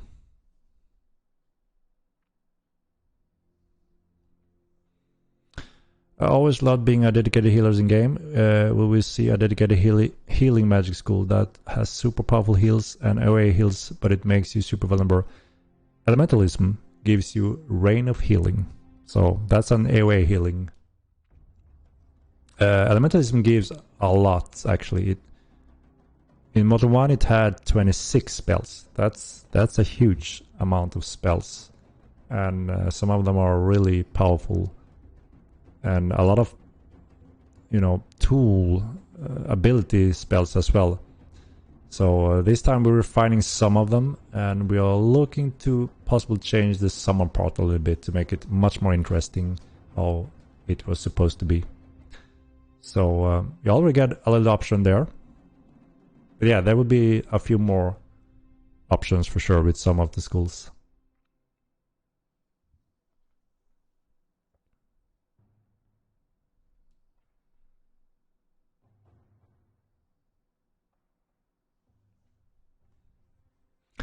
We're able to collect data on what is killing people in PvP, like weapon magic. I mean, we don't see that you use this weapon to kill them, but obviously we have all the data for all the characters, such as if you are a swords user or axe user or mage. Everything is stored in the database, so we can always pull what the character are. What are the main builds, what are most popular, clade-wise, skill-wise, all of that gives us obviously a very good picture of what players are using.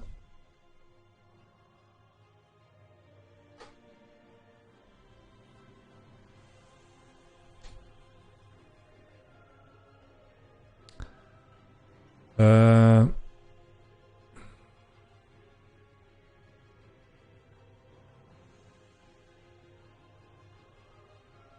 3 weeks into this game, having the time of my life. Keep up the great work. I absolutely love it.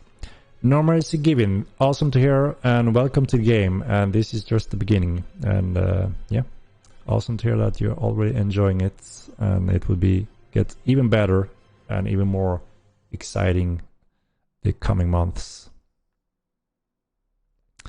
Henrik, a friend of mine, just downloaded Mortal 2 again, and he has an overkill setup, like really expensive, and he has like 20 to 30 FPS in more curve. Any suggestion what the problem could be? Is he using the CPU graphical card rather than the external card? is one question. Obviously, if it has a top end, it sounds quite low.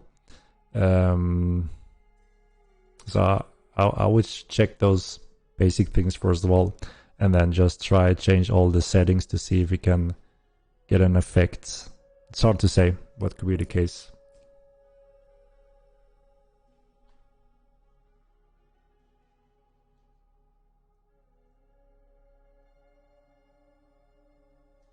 Having a card game with collectible cards that drops from different maps would be super fun. Null Body Special, it's actually something that we have been discussing for a very long time ago, and something we do want in the game in a certain way. So something that I thought was awesome in Ultimate Line, there were collectibles and rares entering the game over the different eras. And that was awesome, and they became very valuable, and there were trades regarding that. And that's pretty much this, right? So we do plan to add a lot of this over the years for sure, because that became a big thing in UO, and I love that part. So for sure we're gonna have stuff like that. We even thought of magical small familiars, very small ones like Tamagotchis that you could discover in magical forms, and eventually you can put those in a table and let them fight against your opponent's small creature that you can train, and if you fight you can bet things and they can become stronger. A small little Tamagotchi collectible mini game in the game, stuff like that we think could fit, and that we would like to have in some form in the game. So it's all about our prioritizing right now and the resources we have. The more resources we have, the more of these things we can cover. So it's exciting now when we finally starting to get those big pieces in place, and we can start moving even further than we ever did in the first game over those 11 years. So it's very exciting to be so far already in Mortal Line 2, and still being just in the beginning of it. Taking the step towards over in Unreal Engine 5, being the most likely the first MMO game ever on that engine, and start reaching into those new addition exciting features that we never got to in the first game.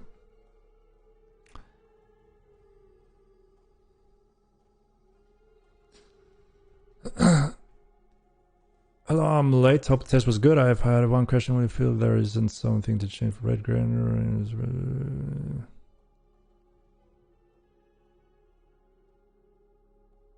yeah, so there will be some changes to the task system and city nations standings along with the Epic Game release. It's an important core part to have in a good place for the game's future growth.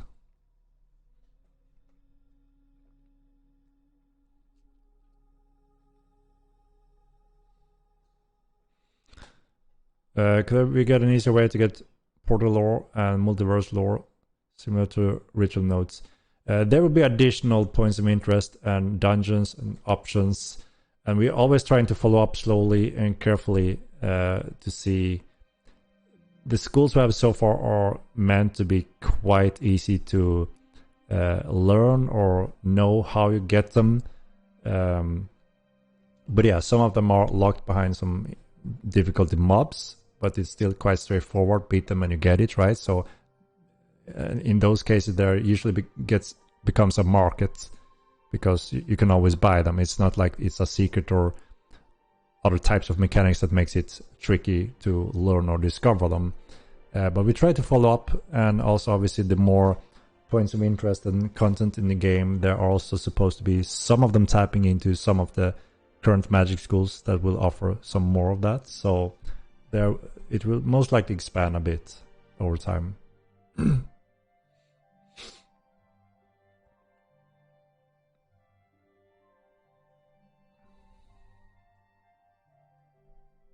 One of the streams, will you play as a mage in PvP, a foot fighter 1 versus 1 for us? No, because it's pretty much impossible if you don't have the nature. I mean, dueling 1-on-1 in a limited space like you duel with melee, you can't do that as an ecumenical mage, because that's not a profession that supports a duel, pretty much, There will be other schools though that does support this, which when you can actually duel someone, you play as a mage with a team or another player, or simply use the world or mounts or other terms if it's 1 versus 1.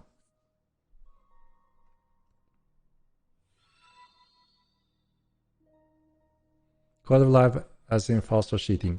Yeah, we're gonna work on the switch weapons, highlight weapons, make that smoother.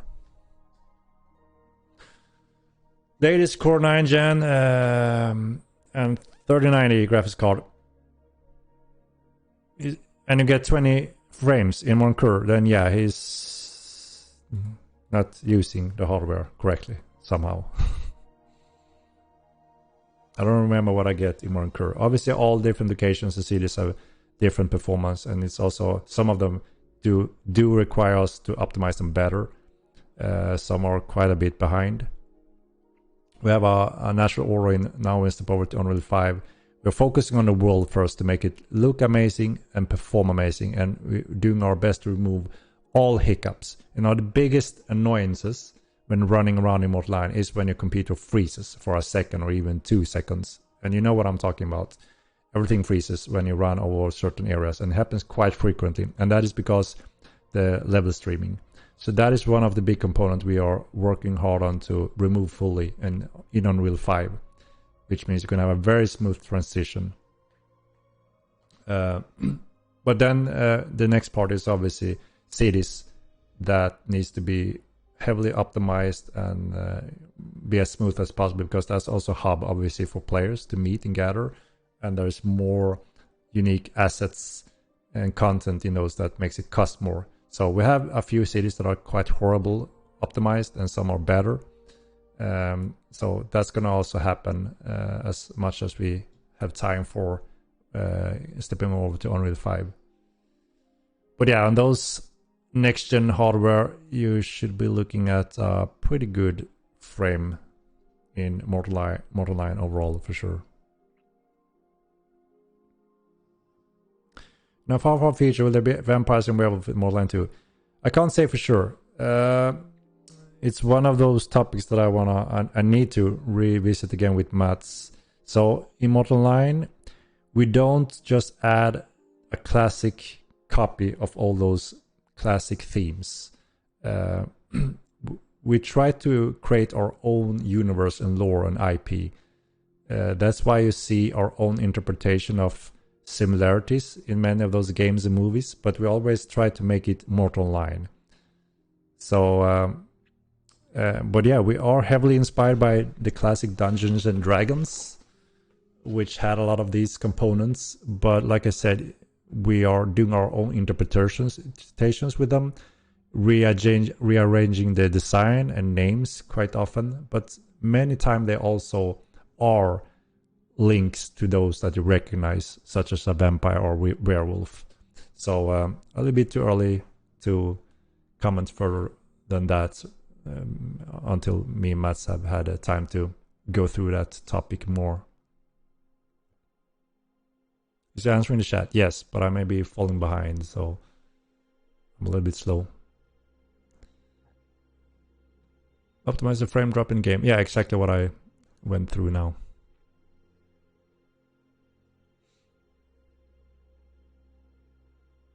May you add a player task quest task board to the tavern so we can hire other players as guard or such tasks. We are actually adding the notice board system for the Epic release as well, and this is connecting to that player connection and guild connection. So that is to help to promote communication between new players to current guilds already.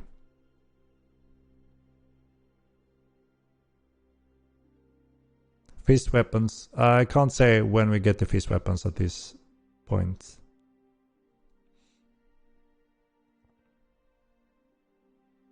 Yeah, I think I'm way behind. I see the same questions that I just covered. Sorry about that, guys. Very fun to play. I love Mortal. I see all the hard work you and your team are doing. It is super cool. Mortal is already unique and the best and is just getting better. You guys are really cool. Thank you very much, Mix. Appreciate hearing that. Me and the team are very grateful to have you on board and hearing your great feedback. And we're a new roadmap. It's in the artist's hand now to make the mock-up, refine the art, show it to me and guys to see we are happy with that and it's correct. And after that, we put it online. So it shouldn't be too long. Henrik SEO, thank you very much. What school's coming after elementalism? We will most likely make a poll on in the community and let you decide. Because that's the first new school for Mortal Line, period. We're already surpassing Mortal Line 1 then, even though it's just been a fraction of the time. So it's going to be very exciting. So I think it's up to you guys. After elementalism, we don't have any... The only thing we're going to do is allow it to choose between a few ones that we know is going to be quite common schools, so many players can enjoy them. So we won't allow you to pick one of the super rare schools that only 1 to 5% of the players will be able to obtain. It wouldn't make sense, right? So we will pick a few of those common, solid, good schools that we know you're going to enjoy. And you can pick the order of them. Yeah, we're going through pets along with Beast Mastery. You will see Beastmaster on the roadmap. It's quite soon. So there's going to be some really cool stuff for Beastmasters. And it's also going to add requirement in player skills to have efficiency with the pets.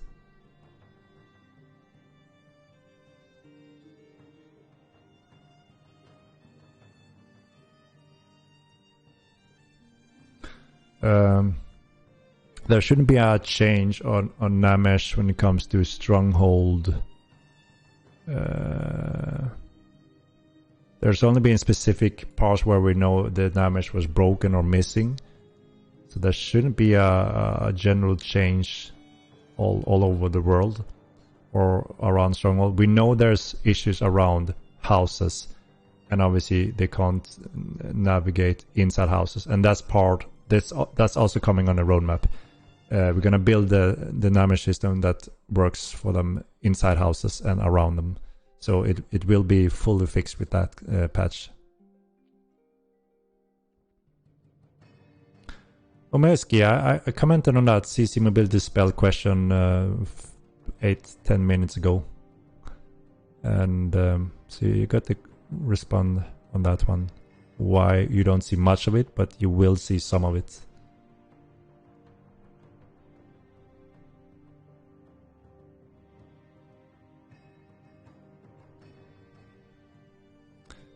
I need an Archmage title, Henrik. Please give us the X magic damage dealt titles again. Yeah, we have quite a list of titles that we want to add over time, so we will see when we can make it to add some of those.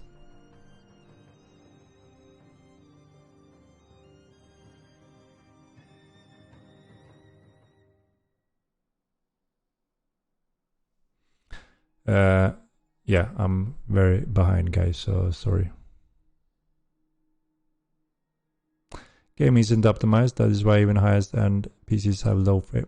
I mean, I have 340 FPS in some locations, which obviously means we have insane performance. 2, yes, bad performance in some locations. But running out in the world, we have one of the largest maps in the world where you can see the whole world and there's no instances. It's a very impressive feat that we already managed to have. And with that running around above 100 FPS, 120, if it's locked on 120, is a decent base range. Then throw in 200 characters on the screen and go down to around 40 FPS, still fully playable with 200 players. That's the best I've seen so far in a MMO game that is close to this high quality. And then yes, there are locations, mostly a few cities, that is suffering performance-wise, that obviously we need to optimize.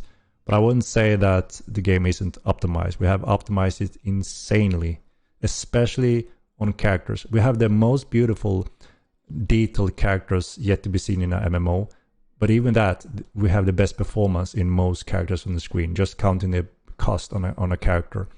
And our character looks insane, I think. So, you know, I have to give credit to the team that we have managed to do some very good magic so far.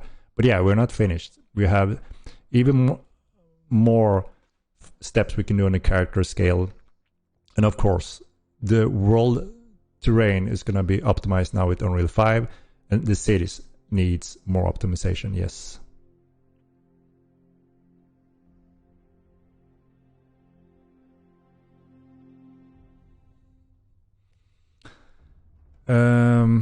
And yeah, we are over my stream time, I see already. Time flies when we are killing Q&As.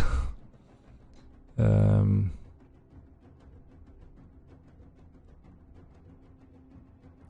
have a 2060 and shit CPU, and I get 140-ish in town. Yeah, that's pretty good. Pretty good on that hardware. And of course, Borderline is not a game like Counter-Strike where you need to have that 240 FPS rock solid with 5 latency to the servers to compete. It's not that type of game, right? As long as your traces are correctly calculated, you can participate equally in a fight. Obviously, if you're lagging, running over a node line, level streaming line, getting a 1 second to 2 second freeze, that's when it makes it very inconvenient. Or if you're under those 30 FPS, when you start feeling the swing, aiming the direction, getting clunky, that's gonna start impacting obviously the overall PvP feeling. But as long as you're above that and don't surpass or moving over from those level streamings, that's what you need to be able to hit those commands just as anyone else.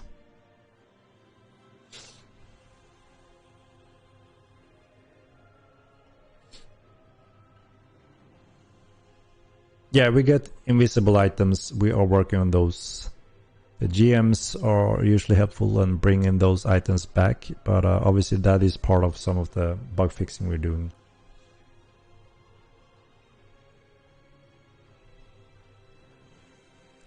Ryzen 5 2060, in town around 3060, outside 100.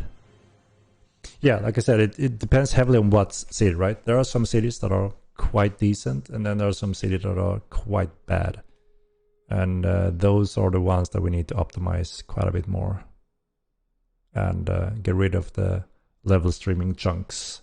That is the biggest negative impact, I think, when moving around in the world, because there's so many lines.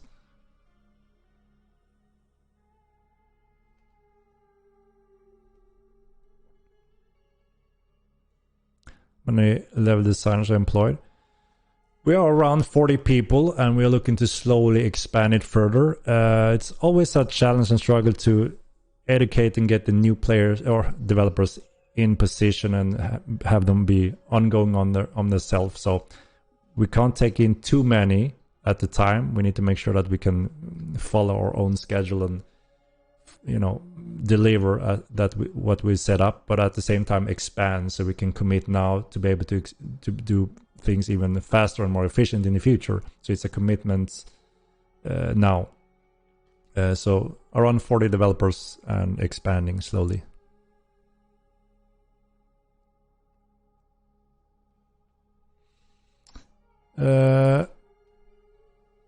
Got 60 plus in MK with 1070. Yeah, that's why I was quite surprised. If that guy with the next gen stuff 3090 getting 30 to 20 to 30 in MK, and you're getting 60, the double with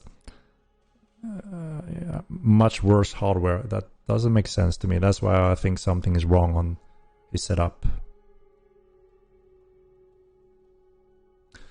What inspired Kelenos? So Mats helped us design the Kelenos and give them the lore, and they are an interesting creature indeed. And you're gonna see something really cool happening to the Kaleno family very soon. Very cool stuff.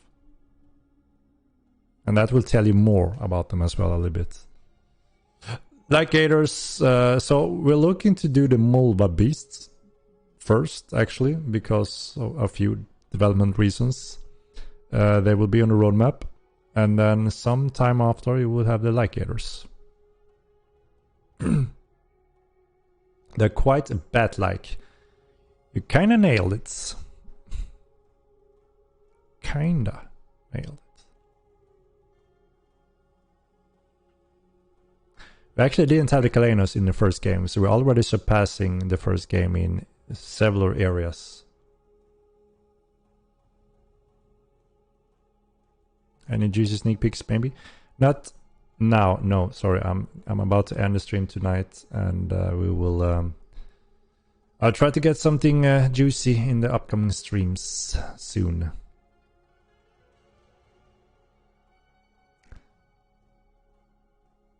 Guild banks will be an option for the TC patch. This game has to be dead at this point, right? Quit playing? No, we're just beginning and we are growing and very exciting to see. So we haven't even released the game on Epic Game because we're not ready for that yet.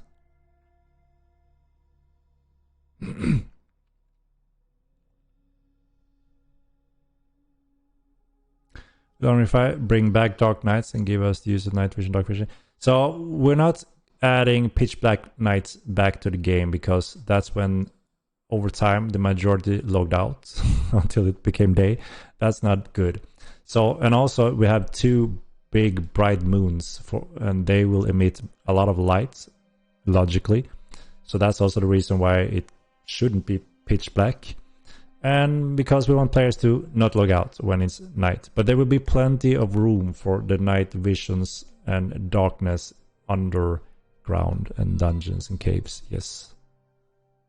And that's coming with Unreal 5 at a higher level for sure.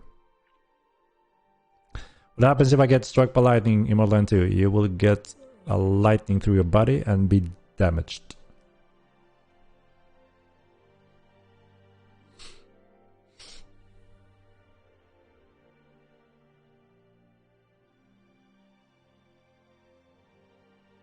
So what if you post any criticism on the forums, you get banned from the forums? No, you don't. I refunded this game after 2 hours of playtime by personally contacting Steam. Yeah, that's perfectly fine. So we have the refunding policy following Steam's rules. So that's, that's perfectly fine. If you don't like the game or have any issues that simply makes you want to refund it, you can do that on Steam. But I want to be very clear that you are fully allowed to post your feedback or criticism or questions on the forums, and we're never banned for that. That will be very stupid, obviously. They must only ban if someone breaks the rules, and the rules are very simple and they are stated on the forums.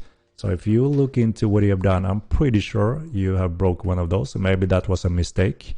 But we need to enforce those rules, or we will have kindergarten on our community, and we can't allow that.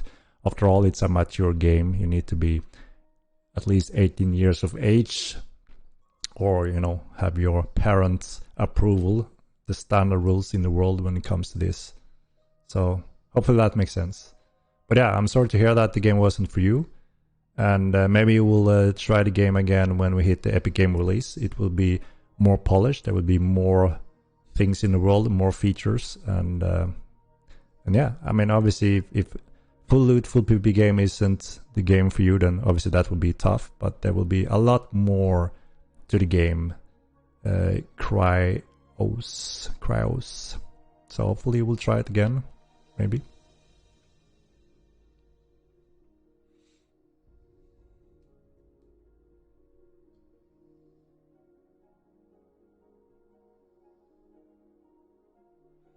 I'm here because freedom of speech, and I'm just telling people as to warn them is all.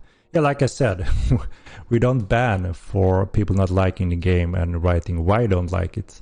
So, like I said, if you look into what may have happened, I'm pretty sure that there's a solid reason for the ban. And like I said, it's perfectly fine not to agree with the game and not like the game and refund it within those 2-hour policy that Steam states. Kravis. I mean, it is quite a niche game. It's quite hardcore compared to those theme park games. But it's also what makes Mortal 9 great. It's very unique and different. And if you're tired of those 100 WoW clones out there, which is all the MMOs, this is a game that could be very exciting and interesting for you. And we offer something very different.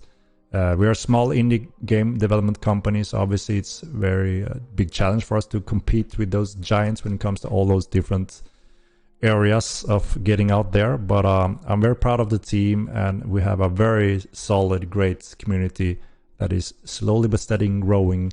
And I think we are about to explode when we hit on Epic Game release, and we'll claim the throne, hopefully, as the best sandbox MMO out there.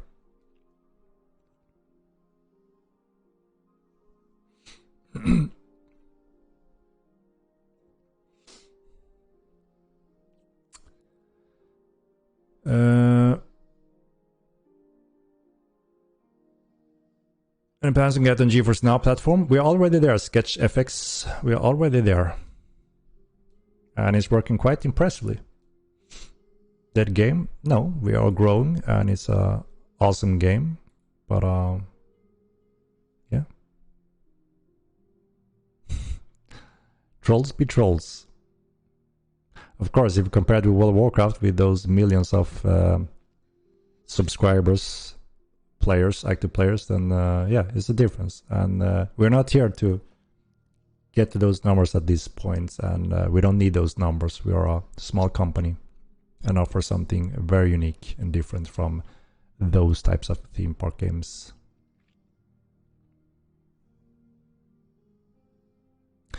About the second account, after playing over 100 hours on my first account, the Bread of Life. Sounds like you're enjoying the game so far. Happy to hear that. I need people to log out because troll spawns are camped 24/7. We do have quite a lot of troll spawns spread out in the whole world, so I think you will be able to find some of them.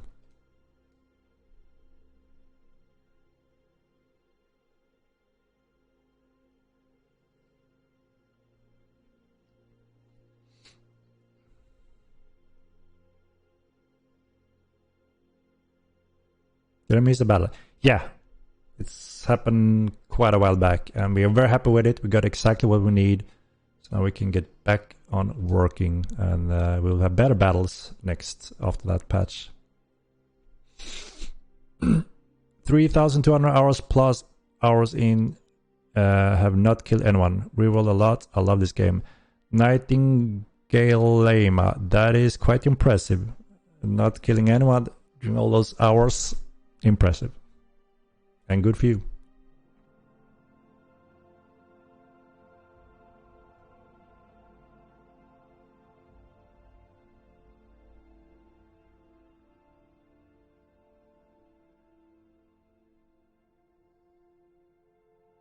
Navy styles, what are you talking about now? I'm a little bit confused. Stout doesn't care. I'm not I don't follow. Maybe I'm tired. But we do care. We care about the game and our players.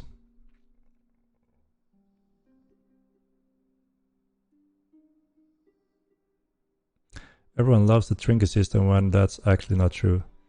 The trinket system is a huge success even for Mortal 1, and absolutely the majority loves the trinket system.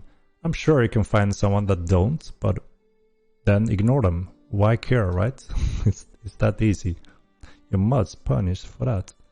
What? They don't have anything in relation to that sentence. Yeah, sorry, I may be tired now. I don't follow.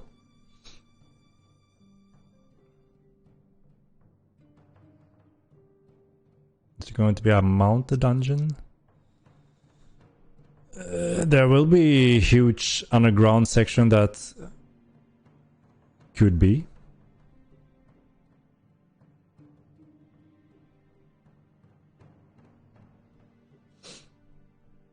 Navy, what's going on with you today? I don't get it. Mod abuse. So if you think you have been mod abused, you can contact the support team that is separate from the mods. Obviously, it's very important that our mods are following our guidelines rules, which I think they're doing their best in trying to follow. If there's any mistake or confusion, then feel free to contact support and they will look into to make sure that there is no confusion, or if there's been a mistake, then that can be dealt with or corrected.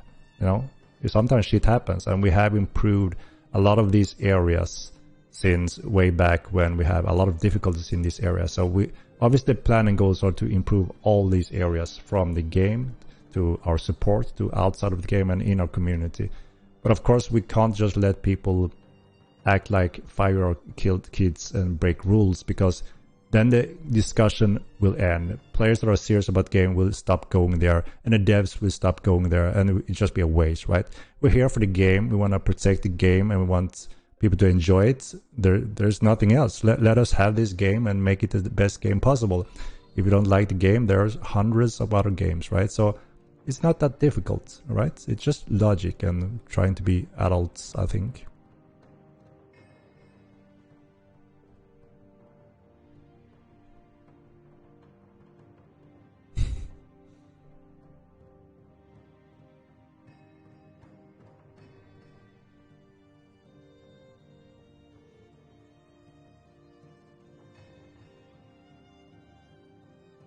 Where can I report an issue where the game keeps running in the background, making Steam think it's running, counting towards the playtime? I think you're dropped out of that, but just as many other games and programs, sometimes they can be not closed correctly and be in the background, which you can end in the task manager. But yeah, that obviously shouldn't happen. But yeah, any bug reports, and that will go to the developers, and they will look into any bugs reported due to different types of prioritized order.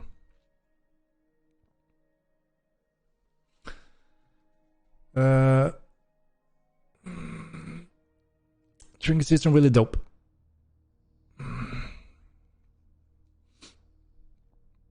I mean, the trinkets obviously gives players builds more interesting options, which is one of the cool thing. And if we didn't have enough power and strength and valuable into them, and them being blessed, and they wouldn't have a use. So it's a very important reasons why those mechanics are on them.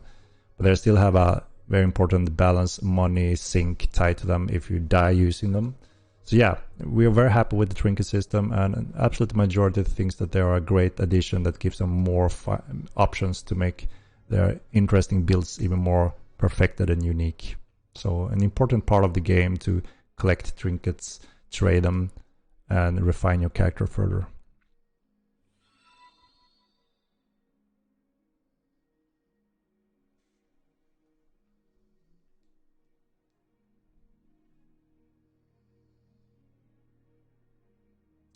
Yeah, but Nevi, so we are polishing the game. We've been in Project Polish now for several months, and as you can see in the patch notes, we have been killing the bugs and brought the game to a quite polished level compared to beginning. And we still have quite a few things that we're working on, and then hopefully we'll be done with that and continue on adding more features and content.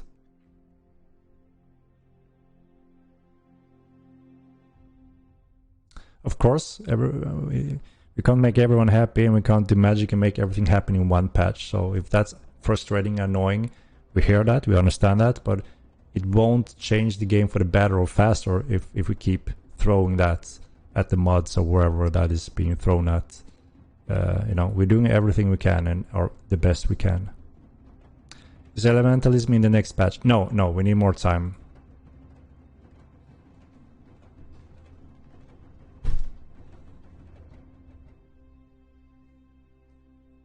Yeah, I mean, our mods is quite easy. It's not that we are that harsh that when anyone is breaking one of the rules, bam, permaban. We're actually quite easy on the warnings and bans. So it's not hard. I mean, it is hard to get banned if you're serious about the game, I will say. So if you're banned, you have really stepped out of order multiple times or done something quite extreme. I mean, we're trying to follow some kind of standards when it comes to the whole gaming industry. We're not that different from many other, but we're quite generous in some of those areas.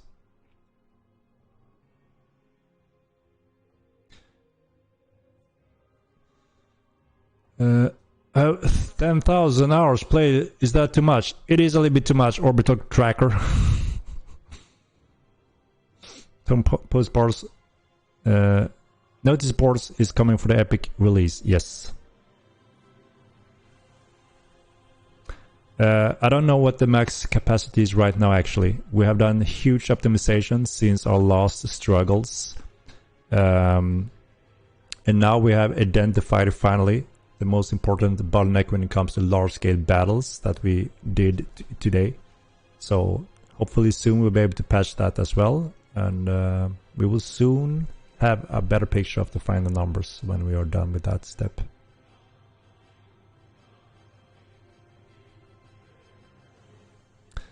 All right, it looks like we are out of questions here, maybe.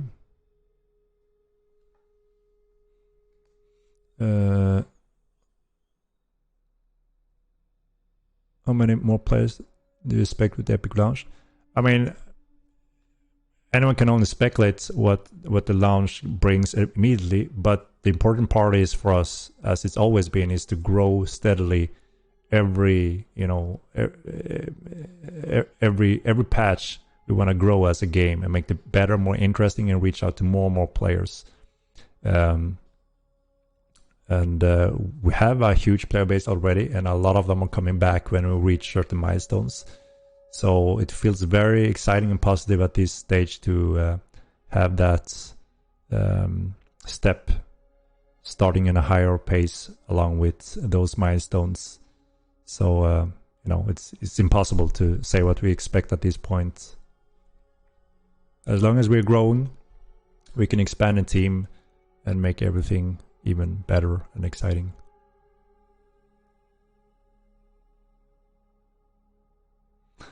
I play this game until I die. I'm 61 and this is the best game ever without a doubt. I can't imagine how good it will be when everything is fixed. Nightingale Ema. Sorry for butchering that name. But that's awesome to hear. Yeah, I mean, like I said, this game is extremely exciting and a good game for those that are looking for this type of game. Then, of course, there are players that are coming from maybe a theme park game or having another vision of what this should be. And, it's understandable that this may not be the game for them. But it will be everything for those that are looking for this type of game. For there is nothing on the market, and I fully agree. I play only online games if it matters, if there's a risk and reward, and if I'm free enough to do whatever I want. And there's nothing.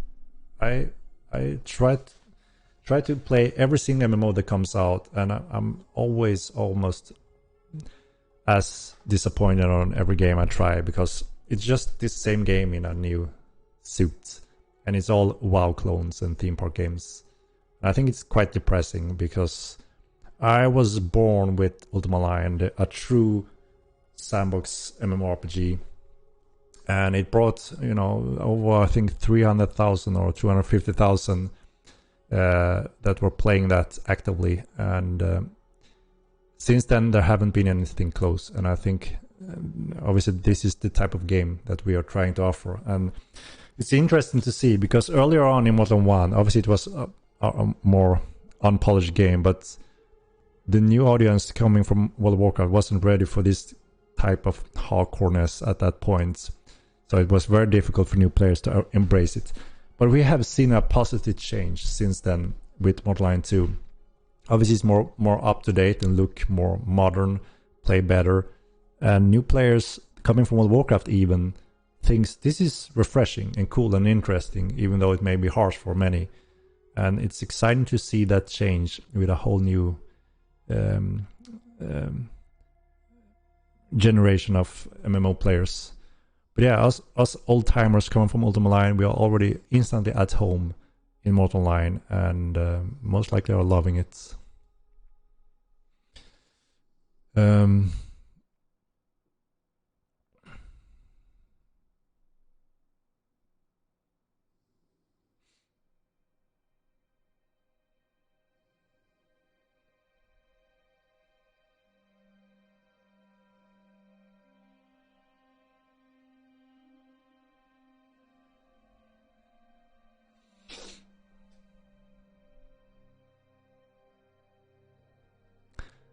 Dude, the worst thing this game can have is the subscription model method.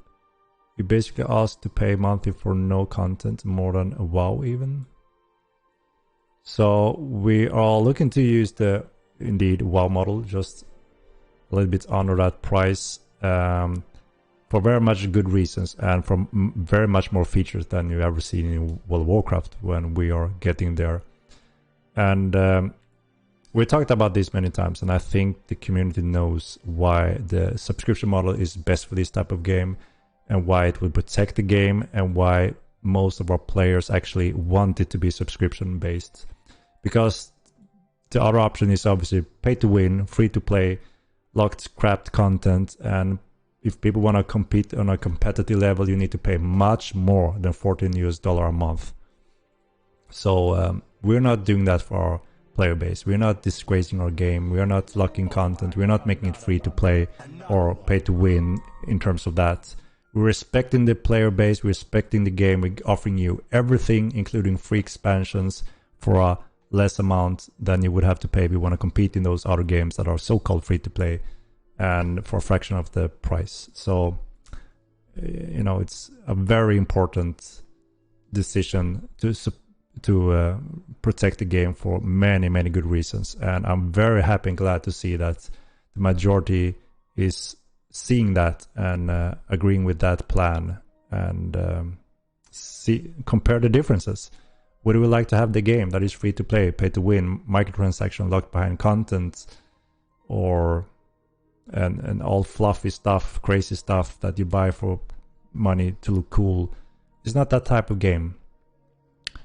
And we're extremely happy in Star Wars to see that our player base that we are, you know, building the game for is really confirming that and seems to be support us. But yeah, of course, we will have to see when we commit and start that stage. But we also gonna get rid of a lot of crap that tries to do bad stuff constantly for free. So there's so many pros along with this business model compared to the cons.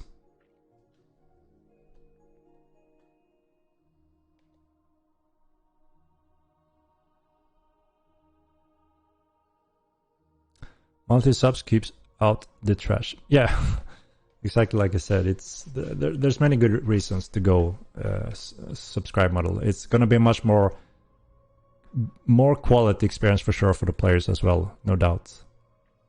We tried the so-called free-to-play model in the first game, and there were more negative parts than positive parts.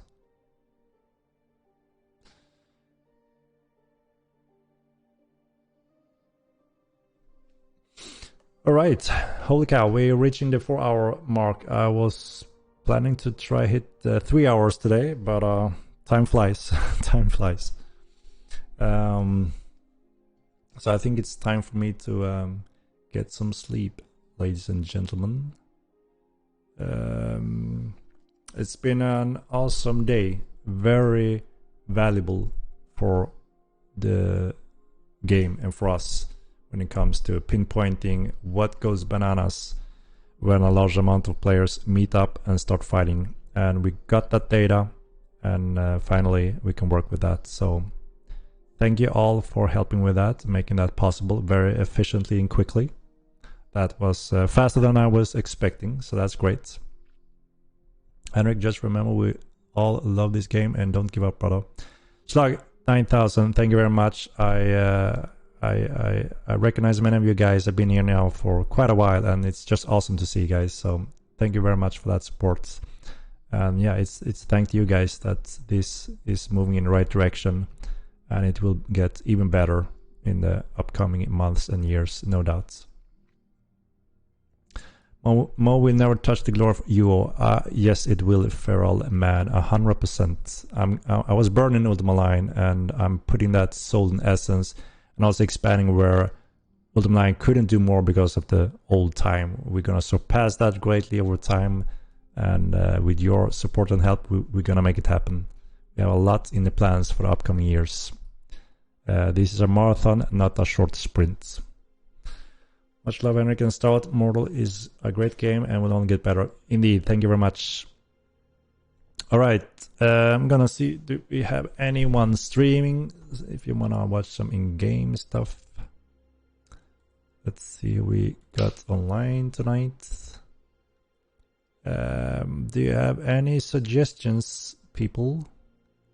Who do you want to watch? Do we have a clear choice here, or should I do a little poll?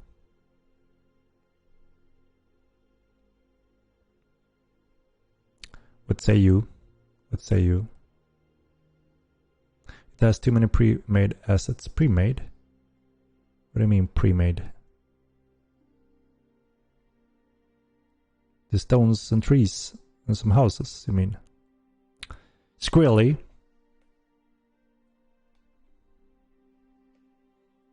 My vote is for Squirrely. Shall we do a fishing stream? Pull it. Squirrely. Let's pull it then. And I will let you decide. I'm getting too tired. Where the hell do I have the poll? There.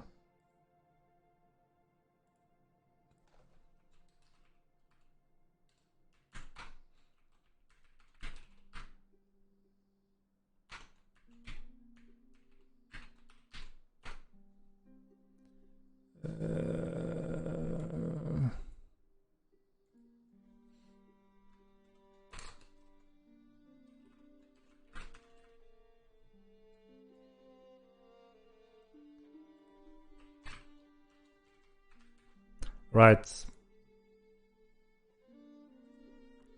Here goes. 1 minute. Vote.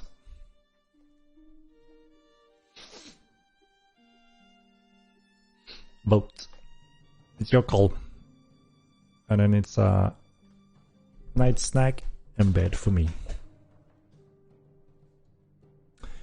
Raz Girl, a new streamer. Oh, did I miss some streamers? Yeah, I just picked the one I saw. Is there more? I don't see. I don't see.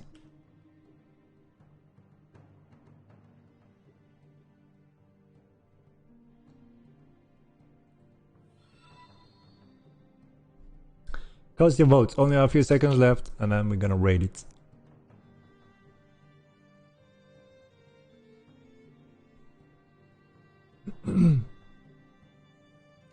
Please, bro, remember to think on us and melee players. We need melee schools.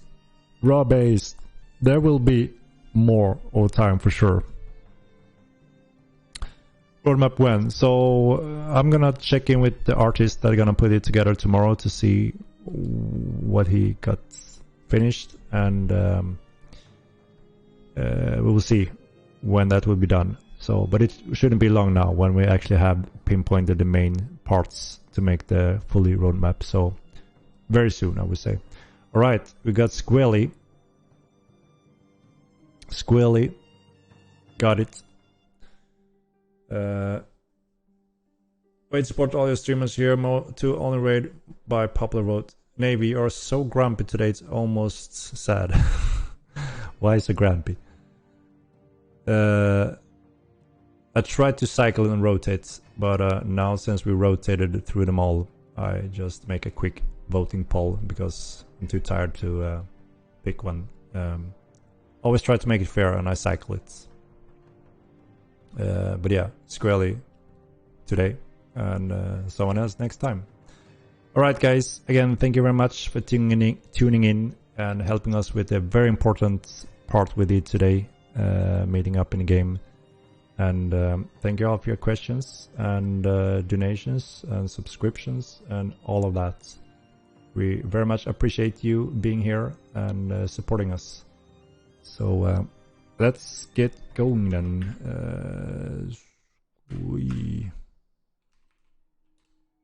How the hell do I type it?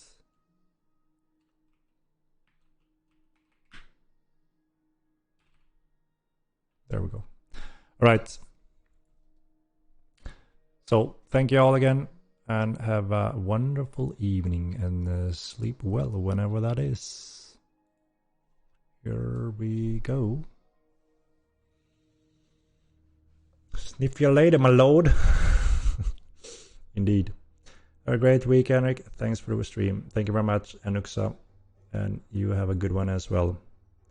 Love you, Henry. For reals, not sarcasm. Navy, love you too, even though you've been a little grumpy. It's all fine. It's all good, you know. We all get a little grumpy sometime. Peace and love. See you next week. And have a great night. And say hello to Squilly, our master fisherman. Alright? Have a good one. Nighty night.